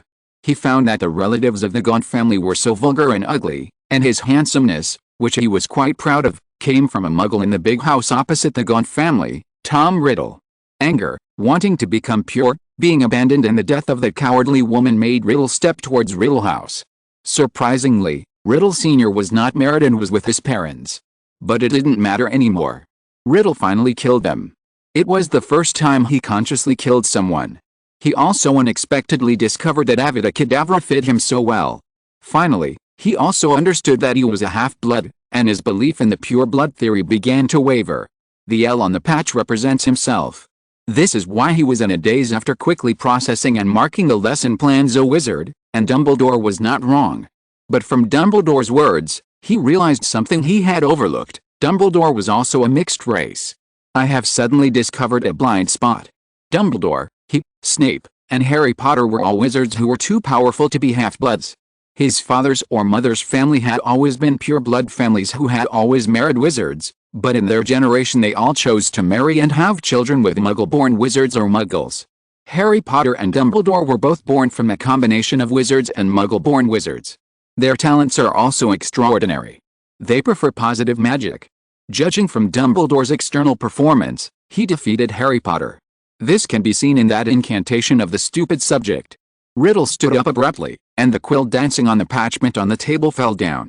He stretched. What is the principle behind this? What an extraordinary combination my new wand will be. Riddle immediately walked to the bathroom, preparing to fall into a long-lost dream and wait for the arrival of tomorrow. Thanks to classmate 20220115110332204 for the monthly ticket, as well as other classmates for the recommendation and subscription. Chapter 238 in Diagon Alley. Who do you think that is? Dumbledore. Is that his child next to you? Who is his mother? Professor McGonagall. I think it's Professor Sprout. No, I think it's Mrs. Hokey. Dumbledore would go to 3 broomsticks to buy wine whenever he had time. Oak ripened mead was his favorite. Diagon Alley was particularly lively at this time. Although it was still early for school to start, the idlers from the Leaky Cauldron couldn't help but come to the streets of Diagon Alley and look at the people not far away. An old man and a young man discussed in a hidden way among these idle people. Daedalus Dige's answer was the most authoritative and convinced by everyone. Because he is a member of the Order of the Phoenix, that handsome boy with black hair must be the child of Dumbledore and Madame Rosmerta. As for why that boy was Dumbledore's child and not others, it was because of the atmosphere between them. Could it be that he was Dumbledore's little lover? They all knew that Rita Skeeter's slander about Dumbledore's sexual orientation was definitely wrong. The regulars of the Leaky Cauldron, who claim to be the best at seeing the true nature of the magical world, think so. But this is also related to the dark-skinned boy next to D-Jet. He is the son of Hadwin Jones, who also liked to hang out in the Leaky Cauldron. This makes it easy for them to subconsciously think about their children. Maybe Dumbledore has a child who is hiding in the Muggle world like Hadwin's wife, or is hiding directly. Used followers. Riddle whispered to Dumbledore on the cobblestone streets of Diagon Alley, surrounded by people. People subconsciously stayed away from them. After all, Dumbledore is the principal of Hogwarts, and he is over 100 years old. It can be said that almost everyone in Diagon Alley at this time was once his student. When facing teachers, few people dare to say hello outside the classroom, especially Dumbledore, the most influential figure in the wizarding world. What, Tom? You can't stand being looked at? I don't remember you being like that, said Dumbledore, quipped. His peripheral vision swept across a corner, and the platinum blonde hair flashed in the sun. Oh, Tom, you also read those reports.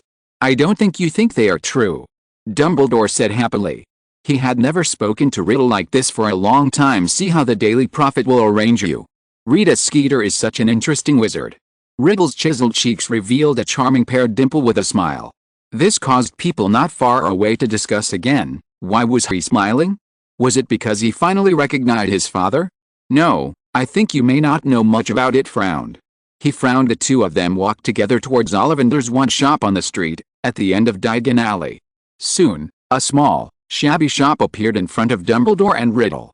On the door was written in mottled gold letters, Ollivander, making fine wands since 382 BC.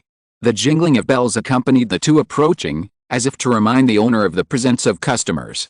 Ah, Albus Dumbledore. The greatest wizard. Are you here for the wand? My father never told me the combination of your wand until his death. Do you need me to check and repair it? Ollivander, who was sitting on the chair, stood up and flew to Dumbledore. His pale eyes shone brightly, like a bright moon. No, Garrick, I think you have mistaken the person. Dumbledore turned sideways, revealing Riddle, who was stroking the wand placed alone on the faded purple cushion through the glass. Okay, Dumbledore. But what I just said is still valid. You can come to me any time. Ollivander muttered unwillingly for a few words, then looked at Riddle. However, because it was still his side profile and the room was a little dark, he could not see that shocking face clearly. Sir, are you going to buy a wand? Well, I think you look familiar. You should have been here before. Does it need a new wand? Or is it repaired? Ollivander looked at Riddle curiously. A wizard who can let Dumbledore accompany him must not be simple. He might be able to get a wand with the same extraordinary combination as Harry Potter's. Sir, I need a wand. Riddle turned his face and said politely and distantly. He said the same words and was in the same place as he did 55 years ago. At that time, he also looked at the lonely wand in the window with curiosity, imagining how unusual it was. You, Dumbledore, what are you doing? The tape measure in Ollivander's hand fell to the ground unconsciously. His hands were trembling, as if he was trying hard to pick it up, but he couldn't. For the mysterious man, Ollivander has always been fearful with a little pride. The magic wand is chosen by the wizard, who made the excellent wand and assisted the mysterious man in accomplishing great things. Anyway, the mysterious person he couldn't name had done something big, terrible, but still big. But when he actually faced a mysterious man, Ollivander's hand, which was so precise and so stable that he could embed magic substance into a wooden bar less than 20 inches, he couldn't stop trembling. Hello, my name is Tom Riddle. Have you seen me, sir? Riddle stretched out his beautiful and well-proportioned right hand, as if he wanted to pull Ollivander up, who was still pulling the tape measure on the ground. No need, little sir. Riddle he began to measure, first from shoulder to fingertips, then from wrist to elbow, shoulder to floor, knees to armpits, and finally the circumference of the head like nothing happened. Chapter 239 7 Impossible Combinations. In Ollivander's wand shop, Ollivander began to say a long paragraph that he would not usually say to ordinary customers. Each Ollivander's wand is made from a small part of the tree that can produce wand material. Made of wood, just as only a small percentage of humans have magic, and a super powerful magical substance. Each wand is unique, its properties determined by the properties of the tree from which the wand is made and the magical creature that inhabits the wand's core. After each wand finds its ideal owner, it begins to teach it its properties and learns the traits of its wielder. So, if you want to find a wand that works as well as before, I'm afraid you won't find it with me, unless it's a hornbeam wand that suits you. You have to grind it out like a beginner and let it grow, Ollivander said. He stared directly into Riddle's eyes, as if he meant something. The reason why he was suddenly so brave was because in his profession, he did not allow himself to retreat due to fear. This was the reserve of Britain's #1 staff master. I've never used a magic wand. Don't look at me like this. I'm actually only 11 years old. I'm just a little workshop. Riddle said seriously. But it's strange. It's obviously a ridiculous thing to say, but when it comes from Riddle's mouth, it gives people a rare sense of conviction. But what's so special about a hornbeam wand? Riddle asked. Hornbeam wands choose wizards who have a gift and a single, pure passion for something. It is like a blank piece of paper, requiring the same simple ideas, and therefore the time it takes to adapt to their master's magical style is the shortest of all wands. They will become extremely personalized in a very short time, so that it would be very difficult for anyone other than the owner of the wand to perform even the simplest magic with it. Wand will refuse to cast any spell, good or bad, that goes against the owner's principles.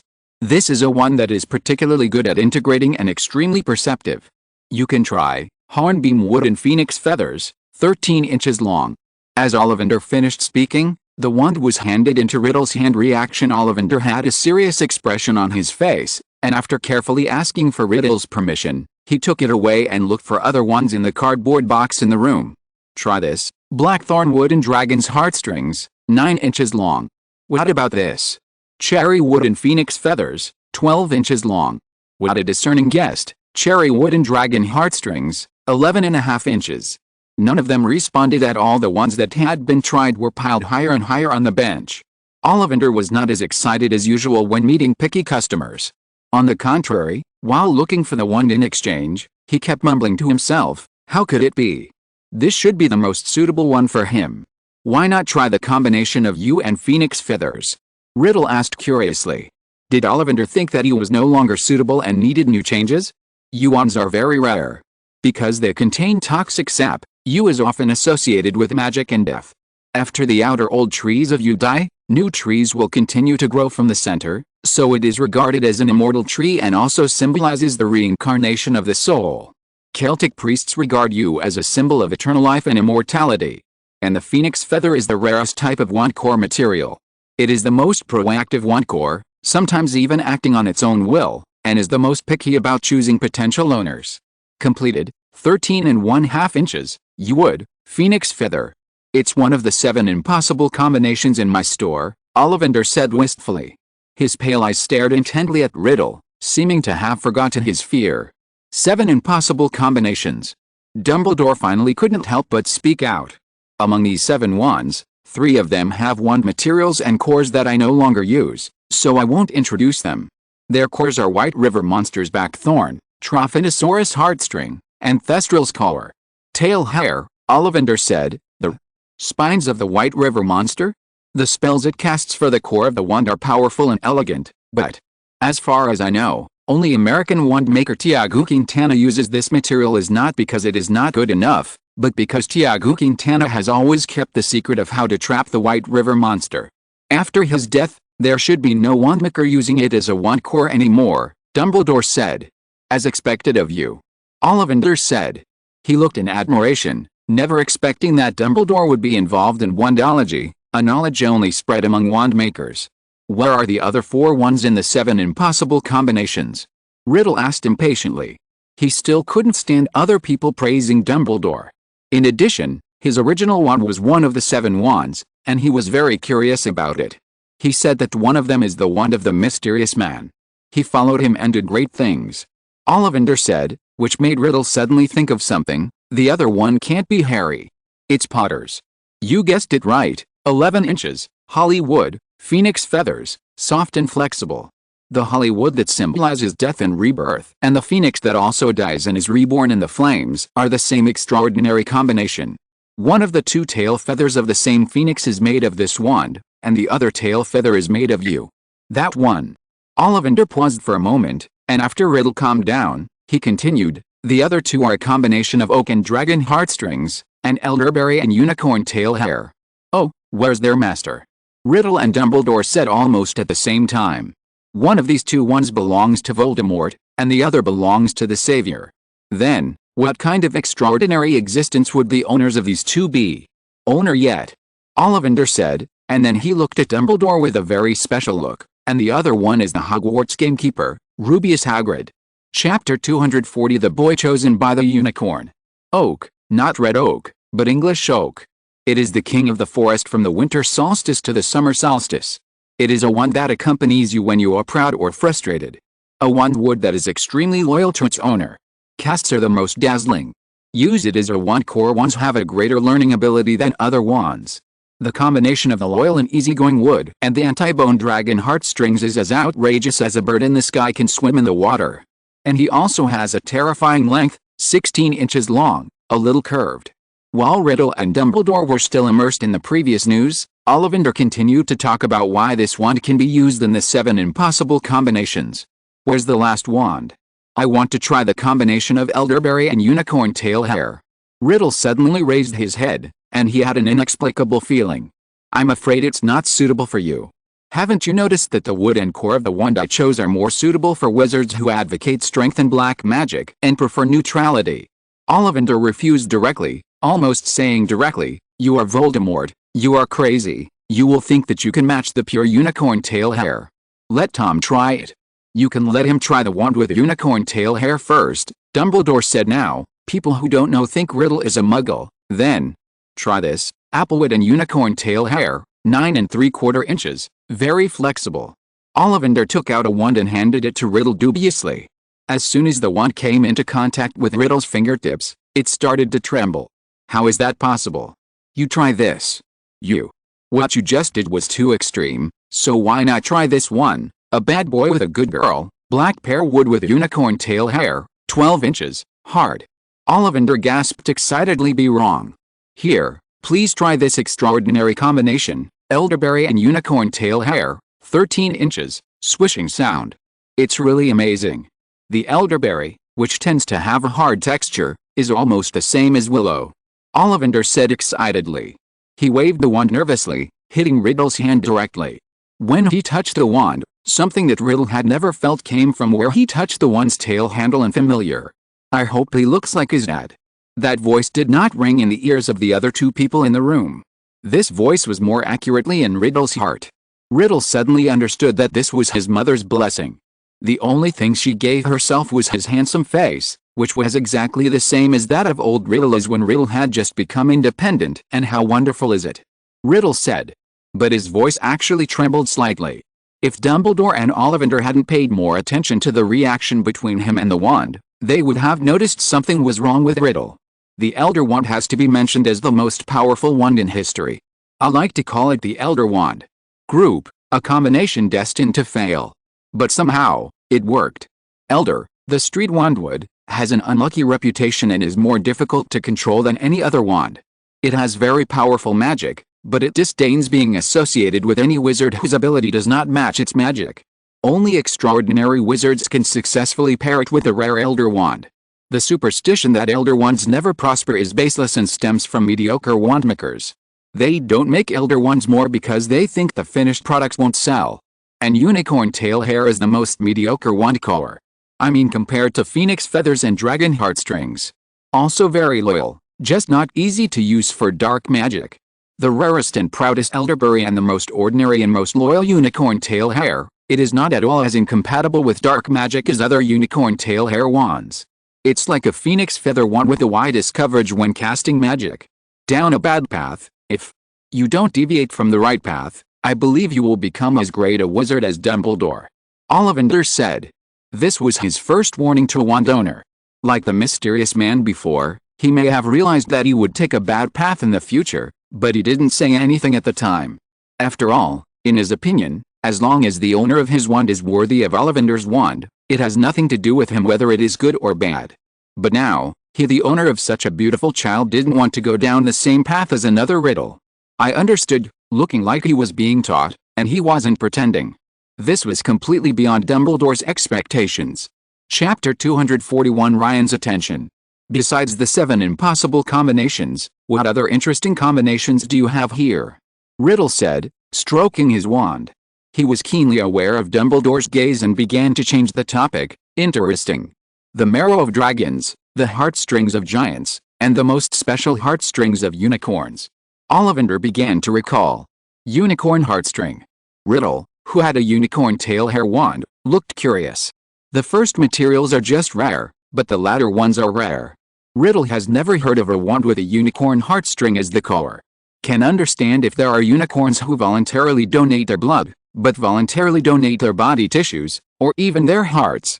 Could it be that someone invented the magic spell to make unicorns volunteer? Dumbledore was indeed amused by this. The unicorn has a pure power magic that repels black magic, and the wand made of its tail hair is also extremely loyal. For a unicorn, it is easy to destroy its body, but it is difficult to confuse its mind. Even Dumbledore himself found it difficult. This is why magical creatures are magical. They all have their own uniqueness and are far superior to wizards in some aspects. They are not powerful compared to wizards, but wizards can easily control them with the Imperious Curse, and even a newborn unicorn cannot be tempted by magic to voluntarily give blood. It's different from what you think. Ollivander was speechless. Miracle? Can I try the unicorn heartstring wand? Riddle said. Then, oh, I just took a look, you and I will definitely take it away. Riddle said to the wand in his hand, and the wand stopped shaking. Ollivander and Dumbledore looked surprised. If they had seen correctly, the wand moved spontaneously. Judging from Riddle's exclamation, he probably gave him a hard blow. That wand already has an owner? It is not convenient for me to reveal the master's information. Also, the wand just moved. Ollivander stared at the wand in Riddle's hand. What? A pity, but what's so strange about it moving? You know this is my wand. How can it be worthy of me if it's not special? Immediately, Riddle turned to Dumbledore and said, it's all done. I think we should back to Hogwarts. How much? Riddle finally asked Ollivander. After hearing that the wand had been sold, Riddle's face switched from curious to annoyed in less than a second. 7 gold galleons. Ollivander said, realizing that the two of them were about to leave, he casually quoted the price. At the same time, I kept thinking in my mind to see if there was any way to retain them, so that I could check Riddle's wand or Dumbledore, and Riddle refused without hesitation, and settled a bill directly. Under Ollivander's reluctant eyes, they left the wand shop and embarked on their way back to Hogwarts. Ryan didn't pay attention to all this in Diagon Alley or even Ollivander's. His wizard intuition didn't remind him. After all, these things were more like candy to Ryan to relieve boredom, delicious but not very necessary. Ryan also placed the same anchor on Voldemort in that part of the diary as Harry Potter at the moment he broke through level 6. It's not that this part of Voldemort has something that Ryan can learn to master like the previous Harry, love.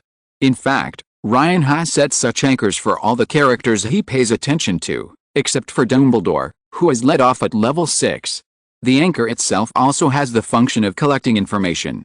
Ryan can watch what happened before the anchor at any time, like watching a video. This way Ryan can have time to do his own thing without worrying about missing out on exciting stories. And Ryan is currently observing the most interesting scene today.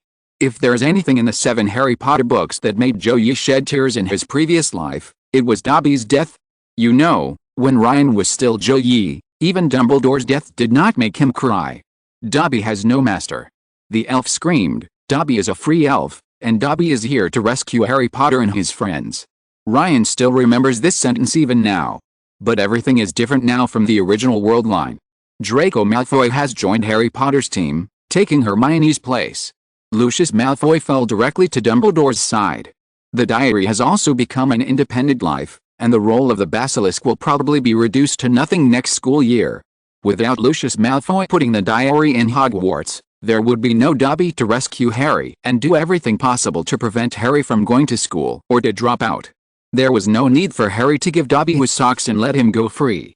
But don't worry about that now. An interesting scene happened in the Malfoy mansion. This is Wiltshire, the fiefdom of the Malfoy family. Outside Malfoy Manor, tall buildings have been erected on the land that originally belonged to Malfoy.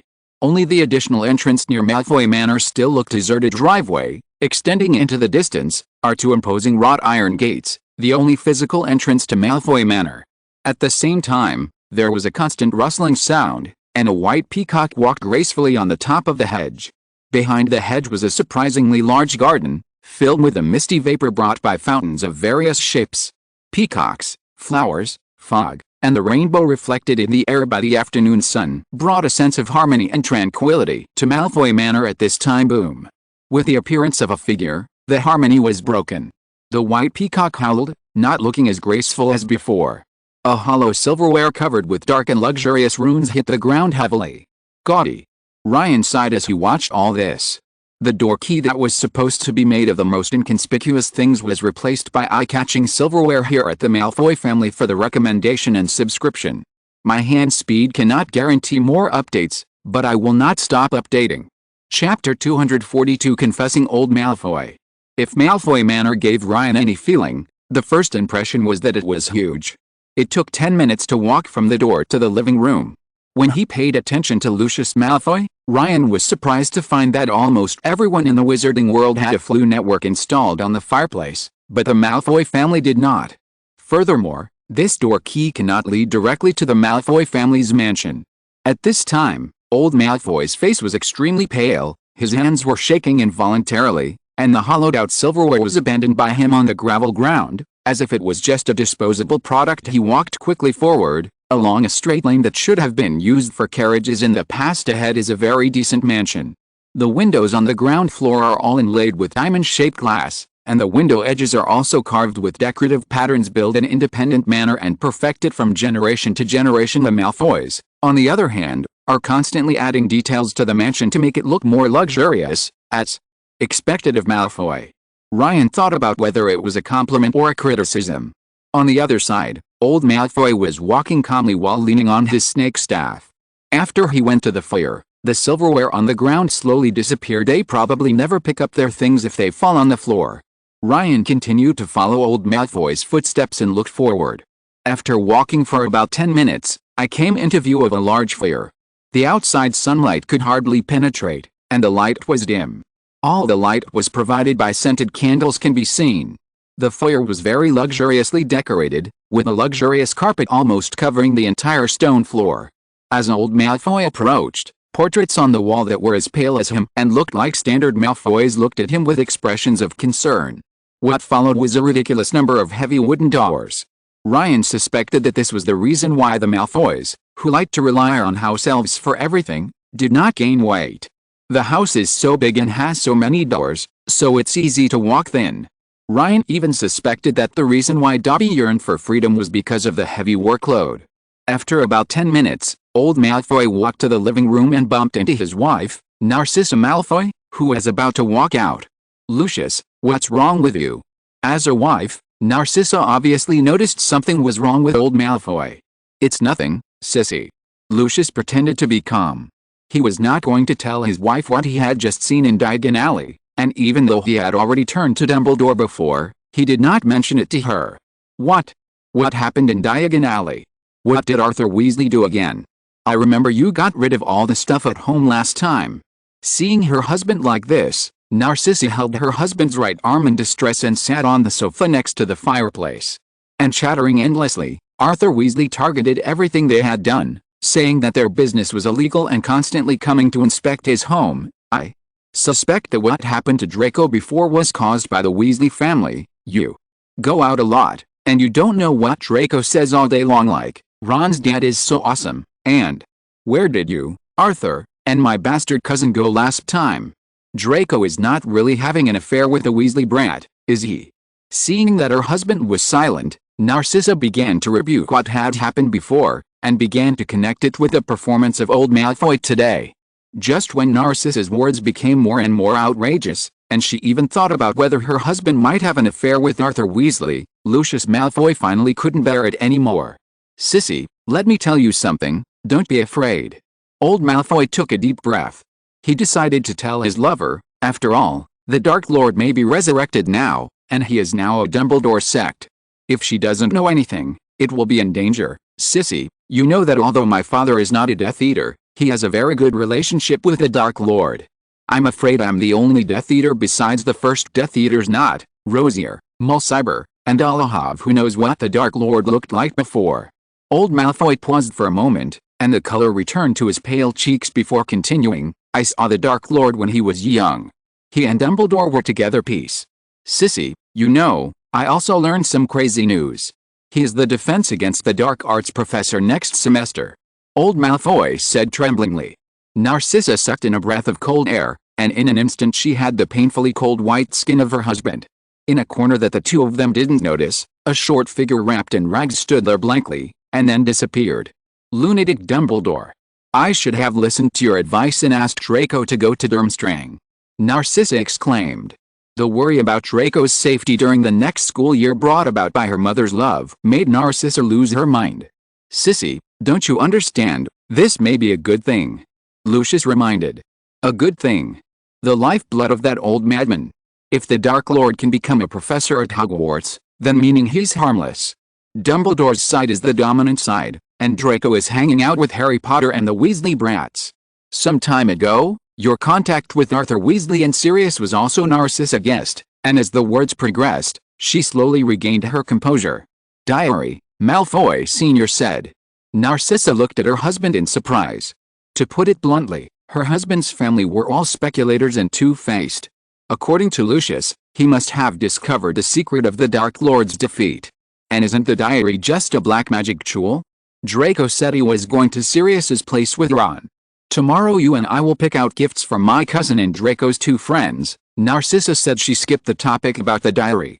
She understood that her occlumency skills were not sufficient, and she felt that she did not need to know this information in too much detail. "No, there's one more thing," said Malfoy Sr. "What's going on?" Narcissa asked curiously. "I want to prepare a gift and go to Hogwarts." Old Malfoy sighed. Chapter 243. Dobby is a free elf. Nottingham Forest. Ryan was very satisfied while walking in his forest. As a melon-eating person, it can be said that he has replenished the energy of melon eating. Lucius Malfoy's reaction was really fast enough. He was able to get out of panic so quickly and analyze rationally the dark arts professor mentioned in his previous daily communication with Dumbledore. He quickly understood why it was unexpected and that the candidate was Tom Riddle, the Dark Lord's unknown past. He is also very mobile. After calming down, he immediately thought of going to find out the information, going to Hogwarts to deliver gifts her cousin, and she also thought of Ron names, and gifts to them and Harry. But it's a pity that Dobby ran away after hearing half of it. He didn't know that his master had already switched to the camp of his second most admired person, Albus Dumbledore. He was eager to do one thing, to make Harry Potter give up going to Hogwarts. Sacrificing their lives simply to satisfy the magical experiments of he who cannot be named, or is it the numbness of his own compatriots? Why don't they cry or feel sad? Instead, he was excited and glorious because of the death of his family. Maybe on the night of October 1981, he, who was supposed to die for the glory of the Malfoy family with his parents, survived, because of the disappearance of the mysterious man. Harry Potter survived in that man's hands, a new beginning appeared, and the evil devil's magic was broken. At that time, I deeply remembered the name, Harry Potter. Before that, people treated them like house elves, like vermin. Although they still treated Harry Potter like that after he defeated the devil who must not even be named, but in general, the lives of these people have greatly improved. For those among them who thought the dark days would never end, Harry Potter shone like a beacon of hope. Maybe that's how he became aware of freedom and began to long for it. Because of this, he began to punish himself, burning his hands with an iron, shutting his ears in the oven door, or most commonly, banging his head against the wall. This was wrong. This was something a house elf shouldn't think about. Surprisingly, the masters were not surprised, and sometimes they even suggested him to punish himself more severely had a little master. But the little master is also a bad guy. The day will soon come when the little master goes to Hogwarts. Will I meet Harry Potter? Such thoughts flashed through Dobby's mind, and he threw himself back into hard work and self-mutilation. During the days he kept talking about Harry Potter, I heard many stories about Harry Potter, defeating the professor, killing trolls, becoming a seeker. But one thing made him see the greatness of Harry Potter again. The little master actually became friends with Harry Potter. The noble and kind Harry Potter actually condescended to make friends with a bad little master. The little master was also guided on the right path by the great Harry Potter. During one of his daily self-mutilations, the little master actually stopped him. Your body is also the property of the Malfoy family. Next time you want to harm yourself, clean the house again, whether it is clean enough or not.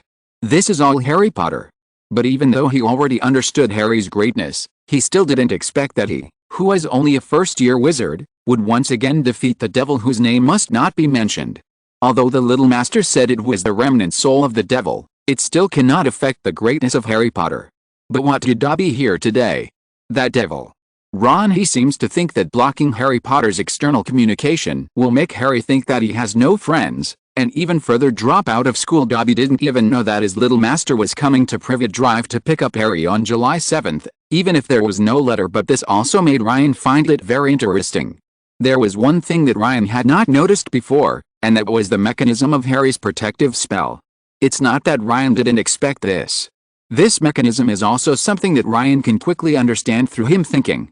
But if he understands it, there will be no surprise in discovering blind spots. Now Ryan feels the surprise of opening the blind box and finding good products. The protective spell on Harry Potter is the power that Lily Evans sacrificed herself to perpetuate with her bloodline. In the original world line, it showed a vague wisdom. It actually has no self-awareness, but it can recognize the malice of others, just like the sand that Gar's mother sacrificed herself to give him automatic defense in Naruto. The principle of it is different from that of the Chiden loyalty curse. It is not like being in another dimension and being unable to be contacted or perceived by people who do not know the address. And under its effect, although it can be said that anyone who is an employee of the Ministry of Magic or a member of the Order of the Phoenix knows Harry's address. But no wizard with malicious intentions can get close to Privet Drive. This is why Harry can meet wizards when he was a child, and why Dobby can go directly to Harry. And if the original world line develops, the reason why the Dementor from 5 years ago was able to be nearby was actually entirely because it had no malicious intent. All it was ordered to do was appear in front of Harry Potter and take some pleasure. This has something to do with Fudge's group of Ministry of Magic employees, who just want to cause Harry Potter to fight back, thereby trying to break Harry's wand and drive him out of the wizarding world. Even if he doesn't succeed, he can still dislike Dumbledore. The mechanism of this protective spell is now naturally clear, and all the above proves that it only prevents any ill will towards Harry. A well-intentioned murder like Dobby's would naturally not arouse his power. In this way, under Dobby's protection, Harry began to live an isolated life. If you're listening to this novel on a channel other than Fanfic World, It means they downloaded and uploaded it without effort. We cordially invite you to visit our channel, Mundo Fanfic Novelis. There you'll find the original version of this story, and you can explore many other novels of various genres. We're waiting for you to immerse yourself in a world of incredible novels. Chapter 244 Passionate Dudley. Lately, Harry has been feeling strange. Normally, Ron or Draco should have received a letter long ago, but there was nothing. Even the letter promised by his fan brother Anthony and Neville was not sent. Most surprising of all, the gift from his godfather hadn't arrived either. Yes, gifts. Sirius was not a parent who didn't know how to talk to his children and kept writing letters. As a result, Harry received a gift almost every few days, which almost made Dudley, who is now a good person, return to his previous appearance. Harry, on my birthday before, you could resist not using your power to kill me. Dudley sighed when he saw Harry's gift, but now even Sirius's gift was gone. This made Harry look suspiciously through the bag that Draco's father had given him for the invisible stretching charm, and counted Sirius's gifts inside. There were only 4 gifts in it: the latest Nimbus 2001, a golden snitch model, Doraemon Complete Collection Collector's Edition, Skywalker Alchemy Workshop's authentic bamboo dragonfly. This is wrong. Sirius had said that he would make up for all of Harry's missed birthdays. Sirius was involved in his first birthday, not counting the one at the end of the last month, which was July 7th. No matter what, there were still 31 items. Dragonflies were not allowed to be used outdoors. If he hadn't been able to practice magic now, he would have gone crazy from boredom. But even so, Harry couldn't help but feel lonely. His cousin, who was also a wizard, had nothing in common with him. He has missed Hogwarts so much that his insides ached. His bedroom, the cabin on the edge of the Forbidden Forest, and the Hagrid, the gamekeeper. As for why there was no location for Sirius and his friends, it was because Harry felt that he had guessed the truth and that this incident was probably a prank on their part. He still remembered the first time he and Sirius met after the Quidditch final, when Professor McGonagall jokingly asked him to check the infractions records of his father and Sirius. To be honest, when he actually checked it out later, he could only say that he was stunned. Harry had never imagined that his father and Sirius were so active.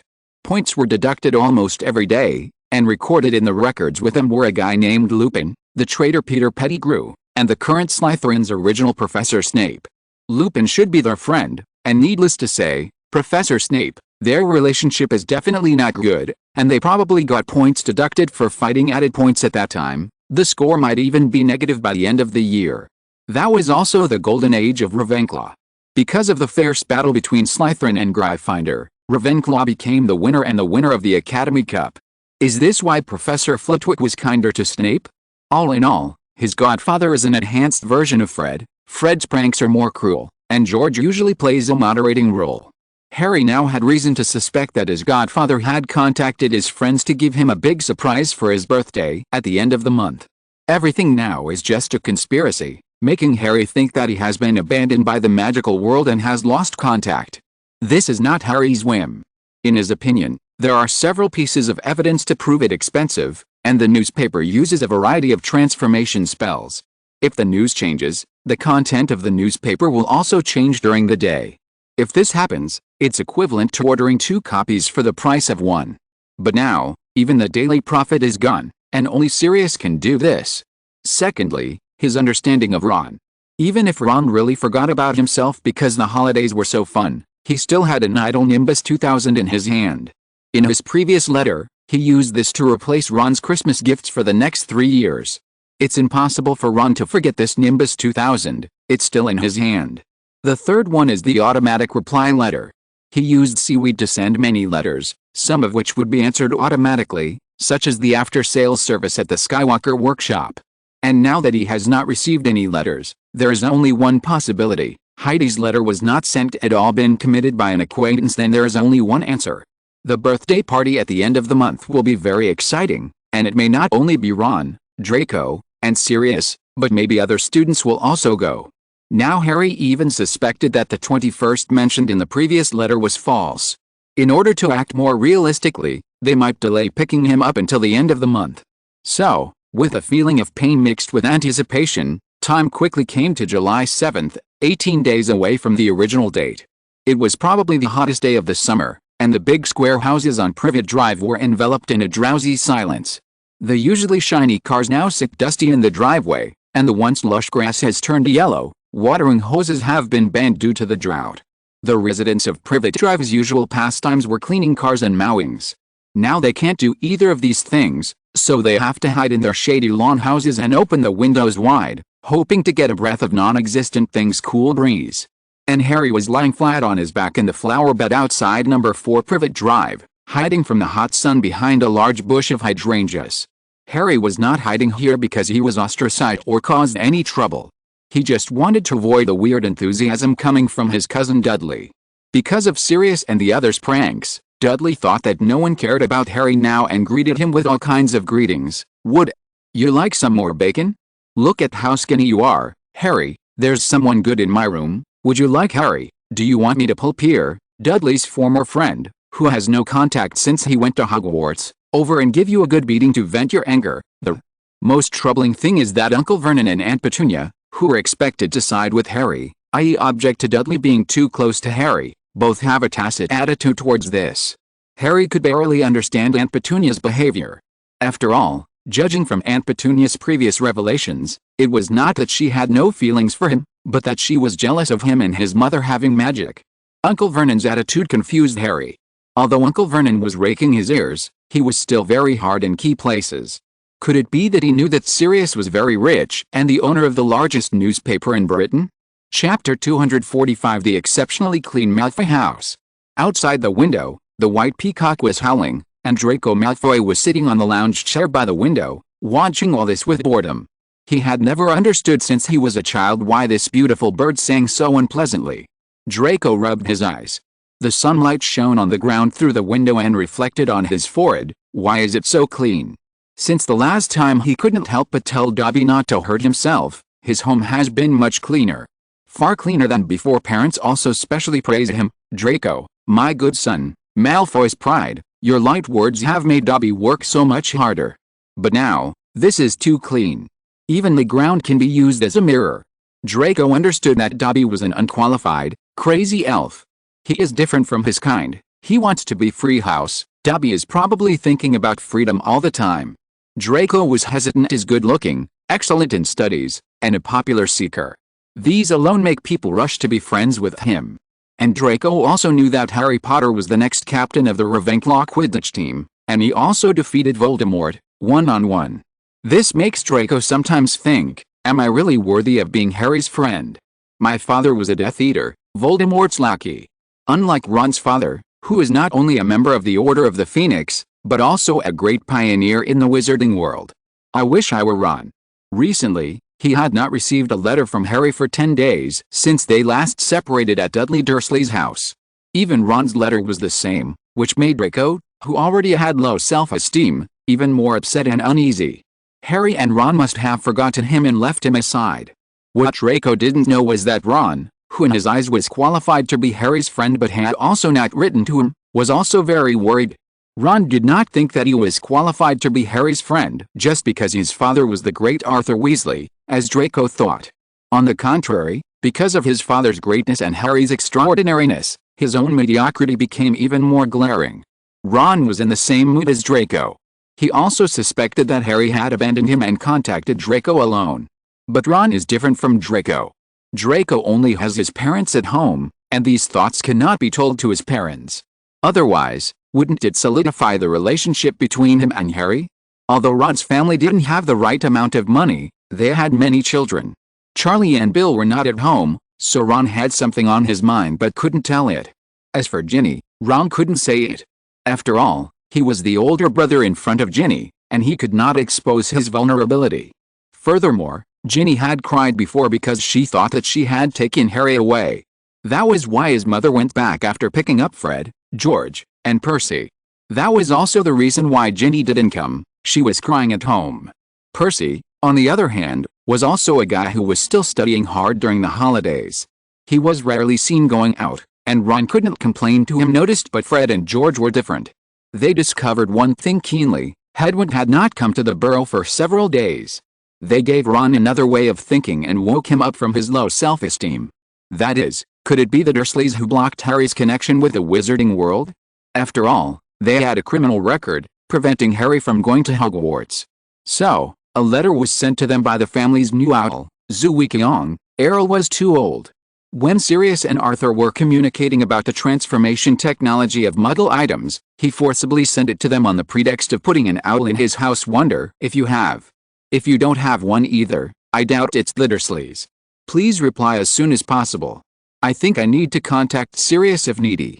CE of parking, an envelope, a quill, and ink appeared on the luxurious wooden table not far away. Crackling sound came from his ears, and Harry raised his head and looked at the road to see if the car had a puncture. The next second, Harry was so frightened that he almost screamed. It's a house elf.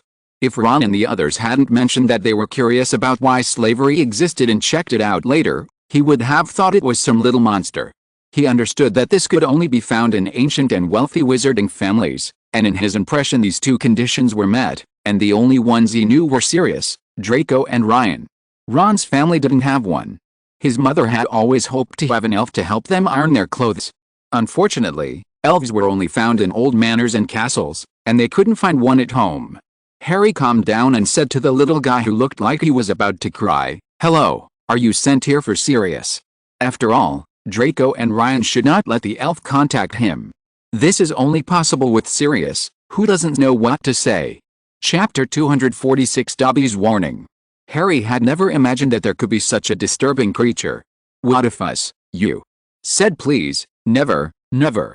Touching the unknown house elf choked, the slender nose was dropped, almost to the ground, but then, Harry thought about why this elf was like this. But this law is for abuse. Maybe his dignity was just ignored. Harry thought innocently. Then he is definitely not from Sirius's family. No, that's not right. Sirius is good, but his family is said to be all dark wizards. Harry continued to think. He felt a little confused, but the poor little thing seemed exhausted and kept sobbing. Perhaps a century later, the unknown house elf said, "Great and respected Harry Potter, I am not sent by the gentleman of the Black family you say." "Great? I'm just an ordinary 11-year-old wizard. Please sit down." Please just sit on the grass," Harry said. He suddenly felt that his face must be red. "Please sit down. Please." Looking like a big ugly baby. Finally he caught himself and stared at Harry with great admiration through his large, tearful eyes. "What has your master sent you to do?" Harry said 10 times, "No, 11,100 times. If they found out, sir, it seems that your master's family is not bad, but how come you came to see me without your master's permission?" Harry looked very knowledgeable. "Not bad." Dobby shook his head, then bent down unexpectedly, as if he wanted to hit his head on the ground, but stopped when he was about to hit it, shouting, "Bad Dobby! Bad Dobby! Dobby is going to punish himself. What's wrong with you?" Harry was confused. For the first time, he felt that just reading a book was not enough. No, this Dobby was completely different from the house elf in the book. Dobby almost said something bad about the master. "Sir, the little master ordered me not to torture myself, and told me to clean up the master's house every time I want to torture myself." Dobby's eyes were already a little bit aligned. Harry understood now that his master was probably not a decent person. "Is trying to attack someone me? Your master's family?" Harry was keenly aware of Dobby's reason for coming here. As for why he came here and even disobeyed his master's orders, he might have something to do with his little master. In Dobby's words, his little master's style of painting was obviously different from theirs. Maybe his little master admired him very much, and Harry was a little used to it. The disagreement between their family and their little master led to Dobby's arrival. Yes, it must be. Harry thought confidently. This is the confidence of a superstar in the wizarding world. Dobby shook his head. "There is a conspiracy, Harry Potter. There will be a dangerous man at Hogwarts School of Witchcraft and Wizardry this year," Dobby said in a low voice, suddenly shaking. "Dobby has known about this for some time, sir. Harry Potter can't take any chances. He's too important, sir." "Danger? Is there a danger from Voldemort?" "You must be referring to the Professor of Defense Against the Dark Arts. But our school has Dumbledore, the greatest headmaster since the founding of Hogwarts." Harry breathed a sigh of relief, probably because it was Dobby's little master who was worried. He is a child after all, so he probably knows something about what kind of dangerous person this year's Defense Against the Dark Arts professor is. But as he said, is that professor in danger from Voldemort? And Harry also knew one thing, Sirius didn't know what to say to him at first. He mentioned it in the letter. Because of a Quirrell's death, Hogwarts saved a large amount of money, Quirrell's salary. It is estimated that Dumbledore got a taste of the sweetness and wanted to save some money through Voldemort's curse on this course. Although Dumbledore was decent, there was a fox-like cunning hidden beneath his decency, wiping his tears with his oiled pillowcase. Dobby knows, he croaked, that Harry Potter met the devil again a few weeks ago, and Harry Potter defeated him again. Harry Potter is indeed great, but Harry Potter's life safety is more important than anything else. Dobby used his eyes as big as light bulbs, stared at Harry and said seriously, "Are you kidding, Ron? Draco is waiting for me at Hogwarts. Assuming that the person you said is dangerous, then I will go to Hogwarts, where my friends can be." Harry retorts. "What kind of friend doesn't even write a letter to Harry Potter?" Dobby said slyly. "They were just playing pranks." "Wait, what do you mean?" Harry retorts, frowned. Dobby cannot lie to the great Harry Potter. "I have blocked all your letters." Although Dobby doesn't know why Harry Potter's use of magic will not be warned by the Ministry of Magic, but if I intercept Harry Potter's letters, you may not want to go to Hogwarts. Dobby wore from his body. He pulled out a thick stack of envelopes from his pillowcase. "Give me the letter." Harry couldn't help but feel a little angry in his tone. "Harry Potter, don't be angry with Dobby. Dobby is doing this because of..." Dobby rubbed his feet on the ground, as if he didn't hear Harry's words. "Also, Harry Potter's I hid a gift in the little cupboard in the stairwell. Dobby, you have to understand that you can't stop me from going to Hogwarts. Also, that's not a cabinet, it's my former bedroom. Now you understand why I want to go to Hogwarts." Harry suddenly lost his desire to get a reply to the letter immediately and patiently explained to Dobby. Chapter 247 Creature. Harry never thought that there would be such a distressing little monster, so pitiful. What kind of creature are house elves? The magical creature in Ron's mouth that takes pleasure in serving others? Or in the books, house elves are servants of wizards, existing usually in ancient wizard families living in exquisite residences such as manors. It is like a child who has not grown up but serves others as a slave. No vacation, no dignity, and even the possibility of abuse. Harry's eyes softened, and he saw the shadow of his former self in this little monster. The one who was still 3 or 4 years old, didn't know how to resist, was wronged, and only knew how to endure cold violence. "Dobby, your little master just asked you to change the punishment to the number of times you clean your master's house, but there is no rule that it must be completed in one go," Harry suggested. "Oh," Dobby intercepted Harry Potter's letter and hid his gift. But Harry Potter is still worried about Dobby. "Dobby has long known your greatness, sir, but your kindness, Dobby didn't understand before," Dobby said coquettishly. Then, for some reason, he suddenly panicked and thrust the letter into Harry's hand. "Harry Potter, it's time for Dobby to go. If you must go to Hogwarts, beware of strangers. Dobby." Before Harry could say anything else, there was a loud crack, and there was only air left in front of Harry's eyes. Was his master calling him? Harry couldn't help but feel a little confused, and immediately checked a letter. On the other side, in the gap between the sharp points of time and space, the gap between the phantoms, where the wizard could not observe, a dark place filled with strong squeezes from all directions suddenly lit up a beam of light. Just when Dobby was about to leave here and show up at Malfoy Mansion, a shining human figure appeared in front of Dobby. Here, time and space have lost their meaning, and there is no conventional medium for transmitting sound. But a clear voice still sounded in Dobby's ears. It was the most amazing feeling. Dobby felt light and airy. All the thoughts and worries in his mind were swept away, leaving only a hazy, invisible and intangible joy. Then, that voice echoed in a distant corner of his empty head. "Then why did you give up admonishing Harry Potter like that?" Dobby was immersed in indescribable joy, and his brain automatically recalled the words, "Harry Potter defeated the mysterious man one-on-one."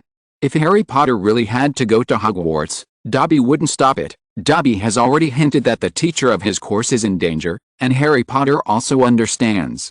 The humanoid disappeared as silently as before. And Dobby also returned to the Malfoy family mansion in the next second.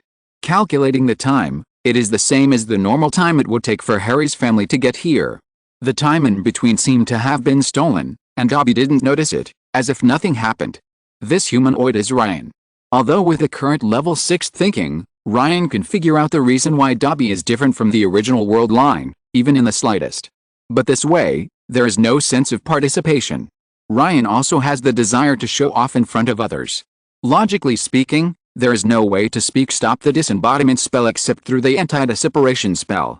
After it is activated, no one can insert into the void without physically contacting the shifter, but Ryan can, and can even adjust the time there. After Ryan understood that he had this ability, he finally used it on Dobby today. While Ryan was still immersed in the pleasure of appearing in front of his favorite childhood character, Harry, who was confused, heard the sound of a car engine starting. Harry poked his head towards Privet Drive, but found no sound. Harry. 3 familiar sounds voices came from midair. Harry raised his head, but saw nothing. Ron, you forgot to turn off the invisible booster. This was Sirius's voice. You idiot. This was Draco. With a sudden pop, a turquoise car appeared. It stopped in midair. Ron leaned out of the front window of the car to look at him.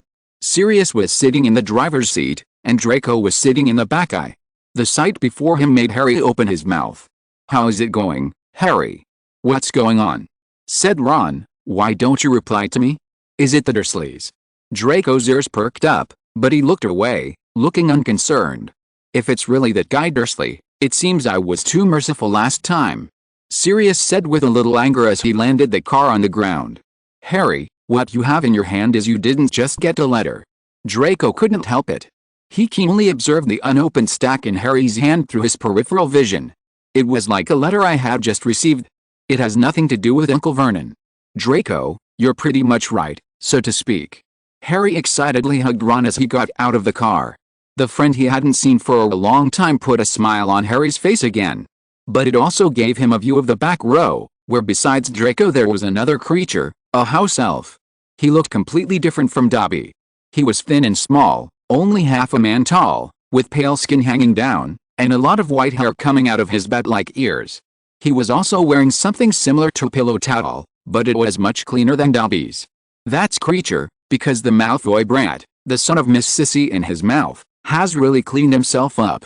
He was wearing this dirty rag before. Sirius forced himself to find Harry. Topic said that he might have misunderstood Harry's expression. Oh, how could Miss Sissy's son end up in such a place? The annoying little son of an old scum, the annoying, ungrateful bastard. Well, and Harry Potter, Creature saw this car. It must be real. He was the boy who stopped the Dark Lord. Creature doesn't know how he did it, Creature said in a befrog-like voice. A deep voice chanted softly. Creature, don't speak of my friend like that, Draco scolded. Yes, young master. Creature had no choice but to listen to Miss Sissy's son. But he went on to talk about the person who is not Draco's friend, Sirius, who broke his mother's heart. The young master is not even worthy of cleaning the soles of his mother's shoes. Oh, my poor mistress, what will he say if he sees Creature serving the young master? How the mistress hates him, how disappointing he is. Chapter 248, Dobby sent by Lucius Malfoy? And Sirius. Draco added helplessly.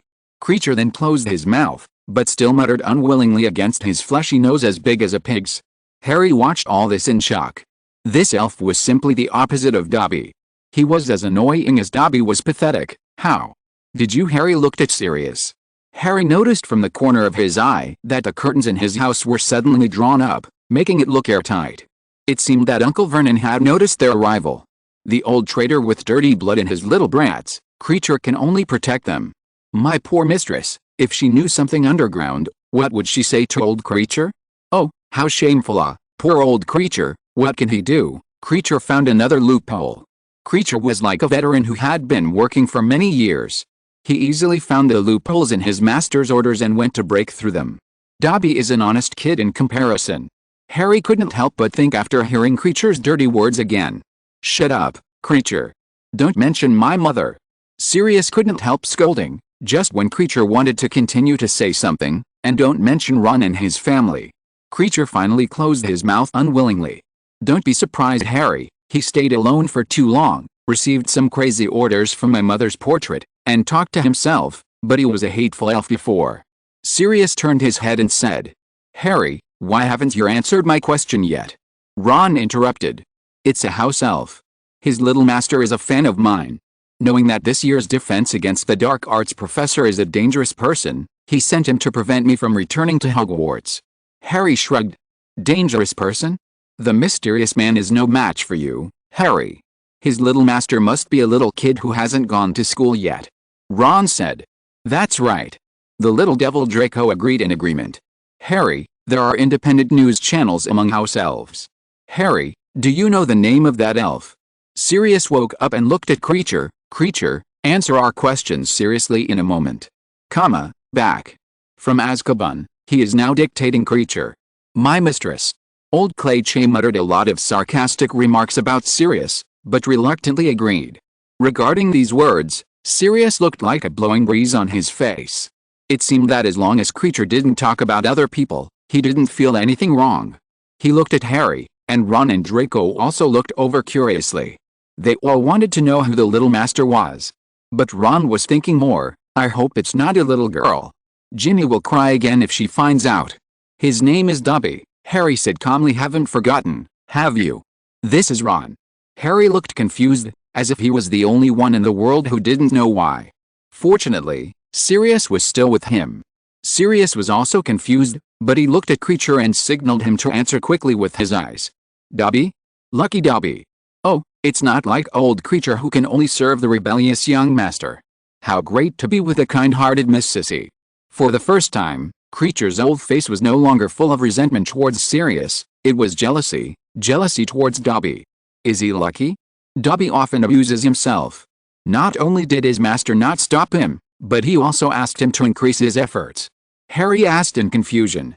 Ron and Draco on the side wanted to speak clearly, but after hearing Harry's words, they immediately shut up. Harry Potter doesn't understand. It's Dobby's fault. Dobby is a shameful bastard. Creature spat harshly, and then used the same words as when Ron heard Harry pronounce Voldemort's name for the first time. With a frightened look on his face, he said, Dobby thinks about freedom all day long. What's wrong with that? Harry said. He didn't understand why he couldn't pursue freedom in a place that obviously didn't like him and tortured him. This sudden and angry doubt made Harry forget that something was wrong with Ron and Draco just now. Harry Potter, a house elf has no right to be unhappy. How dare you comment on the attitude of his master? Creature cannot understand. Creature has not to that level yet. Creature is ashamed of his freedom. Creature said angrily, staring at his gray eyes, but what was puzzling was that even though he was offended to this extent, Creature still didn't say anything strange about Harry. You should know that Harry is a mixed race. He just muttered in a low voice, poor Miss Sissy, young Master Draco, is surrounded by such an elf. What will happen if my mistress knows about it? But Creature can only serve the young master, there is no other way. Draco. Dobby belongs to your family. Did you send Dobby to intercept these letters? Harry looked in disbelief. Yes, but I didn't send Dobby. Defense against the dark arts professor will be next semester. Draco frowned and responded in a confused tone. It must be Lucius. Sirius suddenly shouted. I knew he must have wanted to cut off the contact between you and Harry. I saw it last time. He was the only one who cared about the fact that the Malfoys were the only ones. Sirius analyzed. What about my letter? And yours? Ron pointed to the letters written in crooked handwriting in Harry's arms, which were his own. Lucius mentioned a marriage with a Parkinson family last time.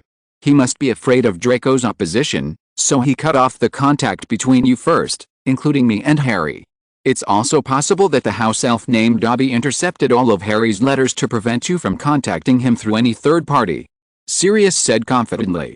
Yes, I have been urged by my father to contact Pansy today. I asked why he didn't stop me from writing to Harry. It turns out he still has this skill. Draco agreed. House elves cannot do unnecessary things without their master's instructions, even Dobby. Draco thought. Chapter 249 Dobby fighting. What kind of person is Lucius Malfoy? Voldemort's servant, the Goo family's father? Or the patriarch of an ancient wizarding family that values tradition? Draco understood, all of the above.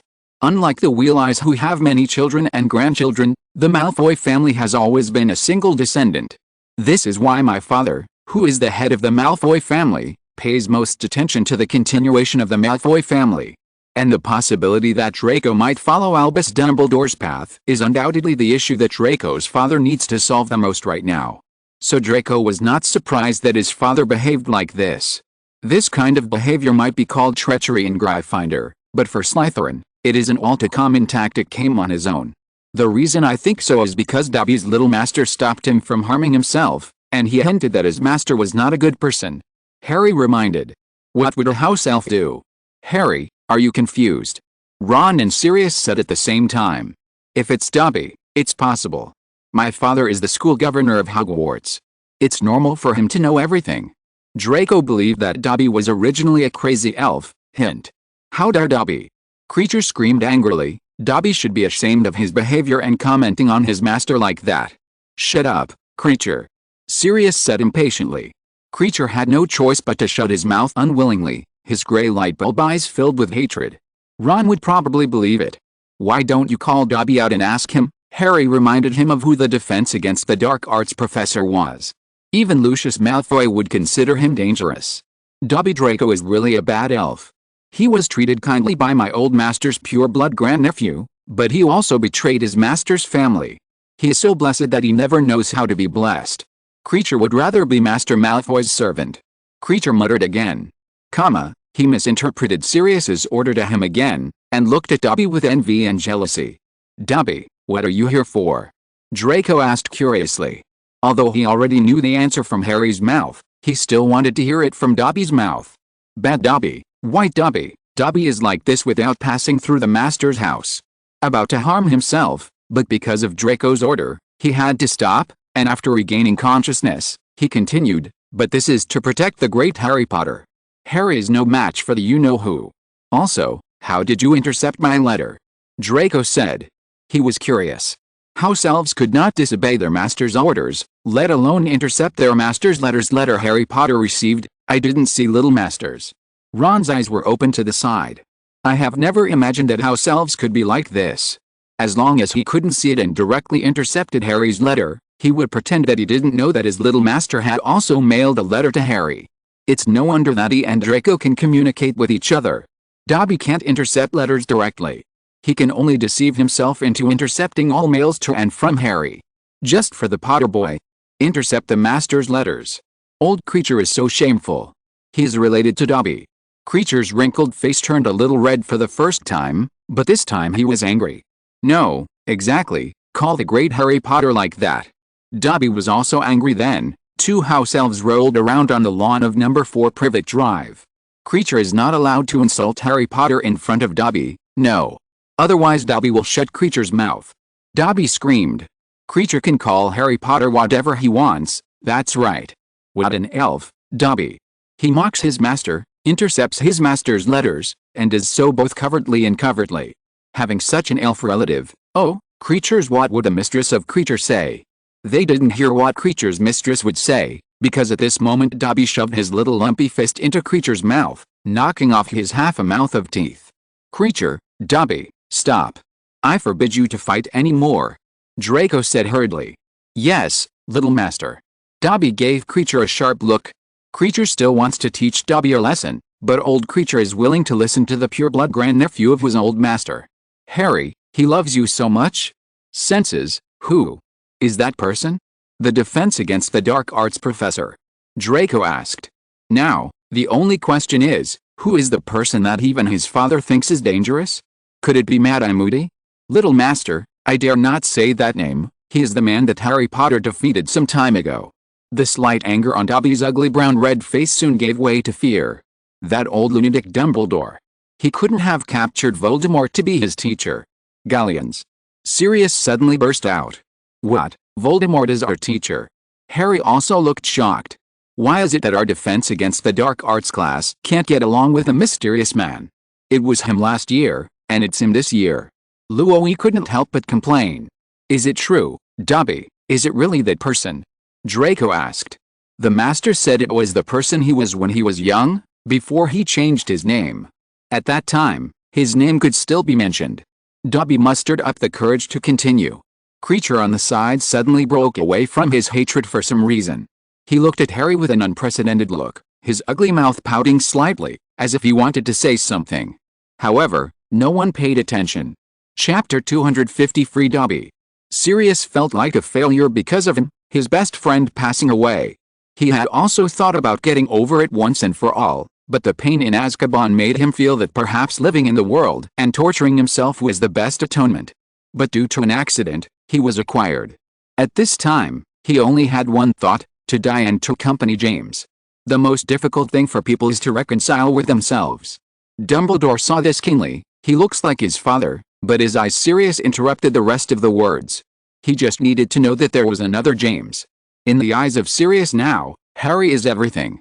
Harry had already gone crazy once when he learned that one of Harry's teachers in the first school year had Voldemort's people and Voldemort's remnant soul. Unbeknownst to Harry, he had been frantically targeting Dumbledore with all the curses he could imagine. And now, it looks like it needs to happen again.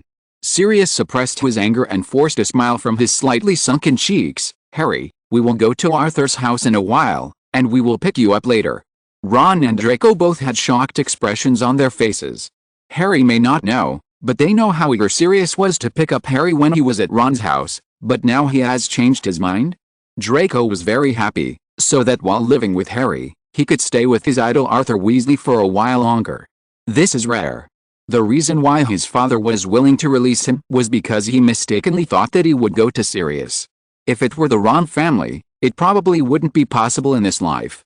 Draco, who was thinking this way, didn't know that if it weren't for the sudden appearance of the teenage version of Voldemort, Lucius Malfoy wouldn't even allow him to go to Sirius's house. After all, in Lucius Malfoy's eyes, his might really child have an affair with Harry or Ron. Preventing them from having too much contact is a good way to correct your own children's bad habits. Can I leave now? The sudden good news made Harry ignore what was wrong with Sirius. After all, Sirius might not be used to this. He had been in Azkaban for a long time after all. Yes, creature, then stay at the Weasley house and obey any orders from Harry. Any. Unwilling to stay in the house of an old traitor with dirty blood, he can stay away from the young master and serve the young master's friend Harry Potter. Creature reluctantly agreed again. However, in his eyes, it was not Harry he was serving, but Harry, Draco Malfoy's friend. Great Harry, we can live in the same house. Goyle, Crabbe and the others, but Draco said, half sarcastically and half complaining. Then, the happiest scene in Harry's life occurred. Sirius led him into the Dursleys' house. Uncle Vernon and Aunt Petunia were trembling, trying to pretend to be nice to Harry. When they learned that Sirius was not here to cause trouble for them, but to take Harry away. No, I mean, Harry, I can't bear to leave you. Come back early next term. This is Uncle Vernon. Take care of Dudley at Hogwarts. This is Aunt Petunia. This made Dudley, who ran out to embroil his parents, just stare at the carpet in a daze. And Harry also noticed something was wrong with Aunt Petunia of tears. Wouldn't Harry be back next semester or the day after tomorrow? Draco said unkindly. The day after tomorrow, you kid can't stay out for too long. No, you can come back the day after tomorrow. Petunia and I can't bear to leave you, right, Petunia? Yes. Uncle Vernon and Aunt Petunia soon accidentally revealed their true colors, and then made up for it in panic. Oops, I remembered it wrong. Draco shrugged, it's next semester. Uncle Vernon's laughter stopped suddenly. He raised his small eyes and looked at Draco. At this moment, he understood that the person in front of him was the same little villain as Dudley before. Fortunately, Sirius came over soon with his luggage. Dobby wanted to help, but kept looking at Draco, but failed to get permission from Draco, who was teasing Uncle Vernon and the others. Creature looked at the carpet as if he didn't exist. It was as if as long as he didn't serve Sirius, he wouldn't be a prodigal servant in his eyes. The appearance of Sirius seemed to make Uncle Vernon find a life-saving straw. He said loudly, well, this is farewell, Harry. He thrust his right arm forward, wanting to shake Harry's hand, but at the last moment he seemed unable to face it, and he curled his hand into a fist, moving it back and forth like a metronome. Goodbye, Harry. Ron and the others, thinking they were going to attack Harry. Goodbye. With Aunt Petunia's last goodbye, 4 people and 2 elves quickly arrived outside the house, and the door was closed impatiently by Uncle Vernon. Just when the 4 of them were about to get in the car and Dobby was about to go home, Draco stopped Dobby. Dobby, I think you need something, clothes. Little master, what do you want to give me? Dobby said tremblingly. Draco.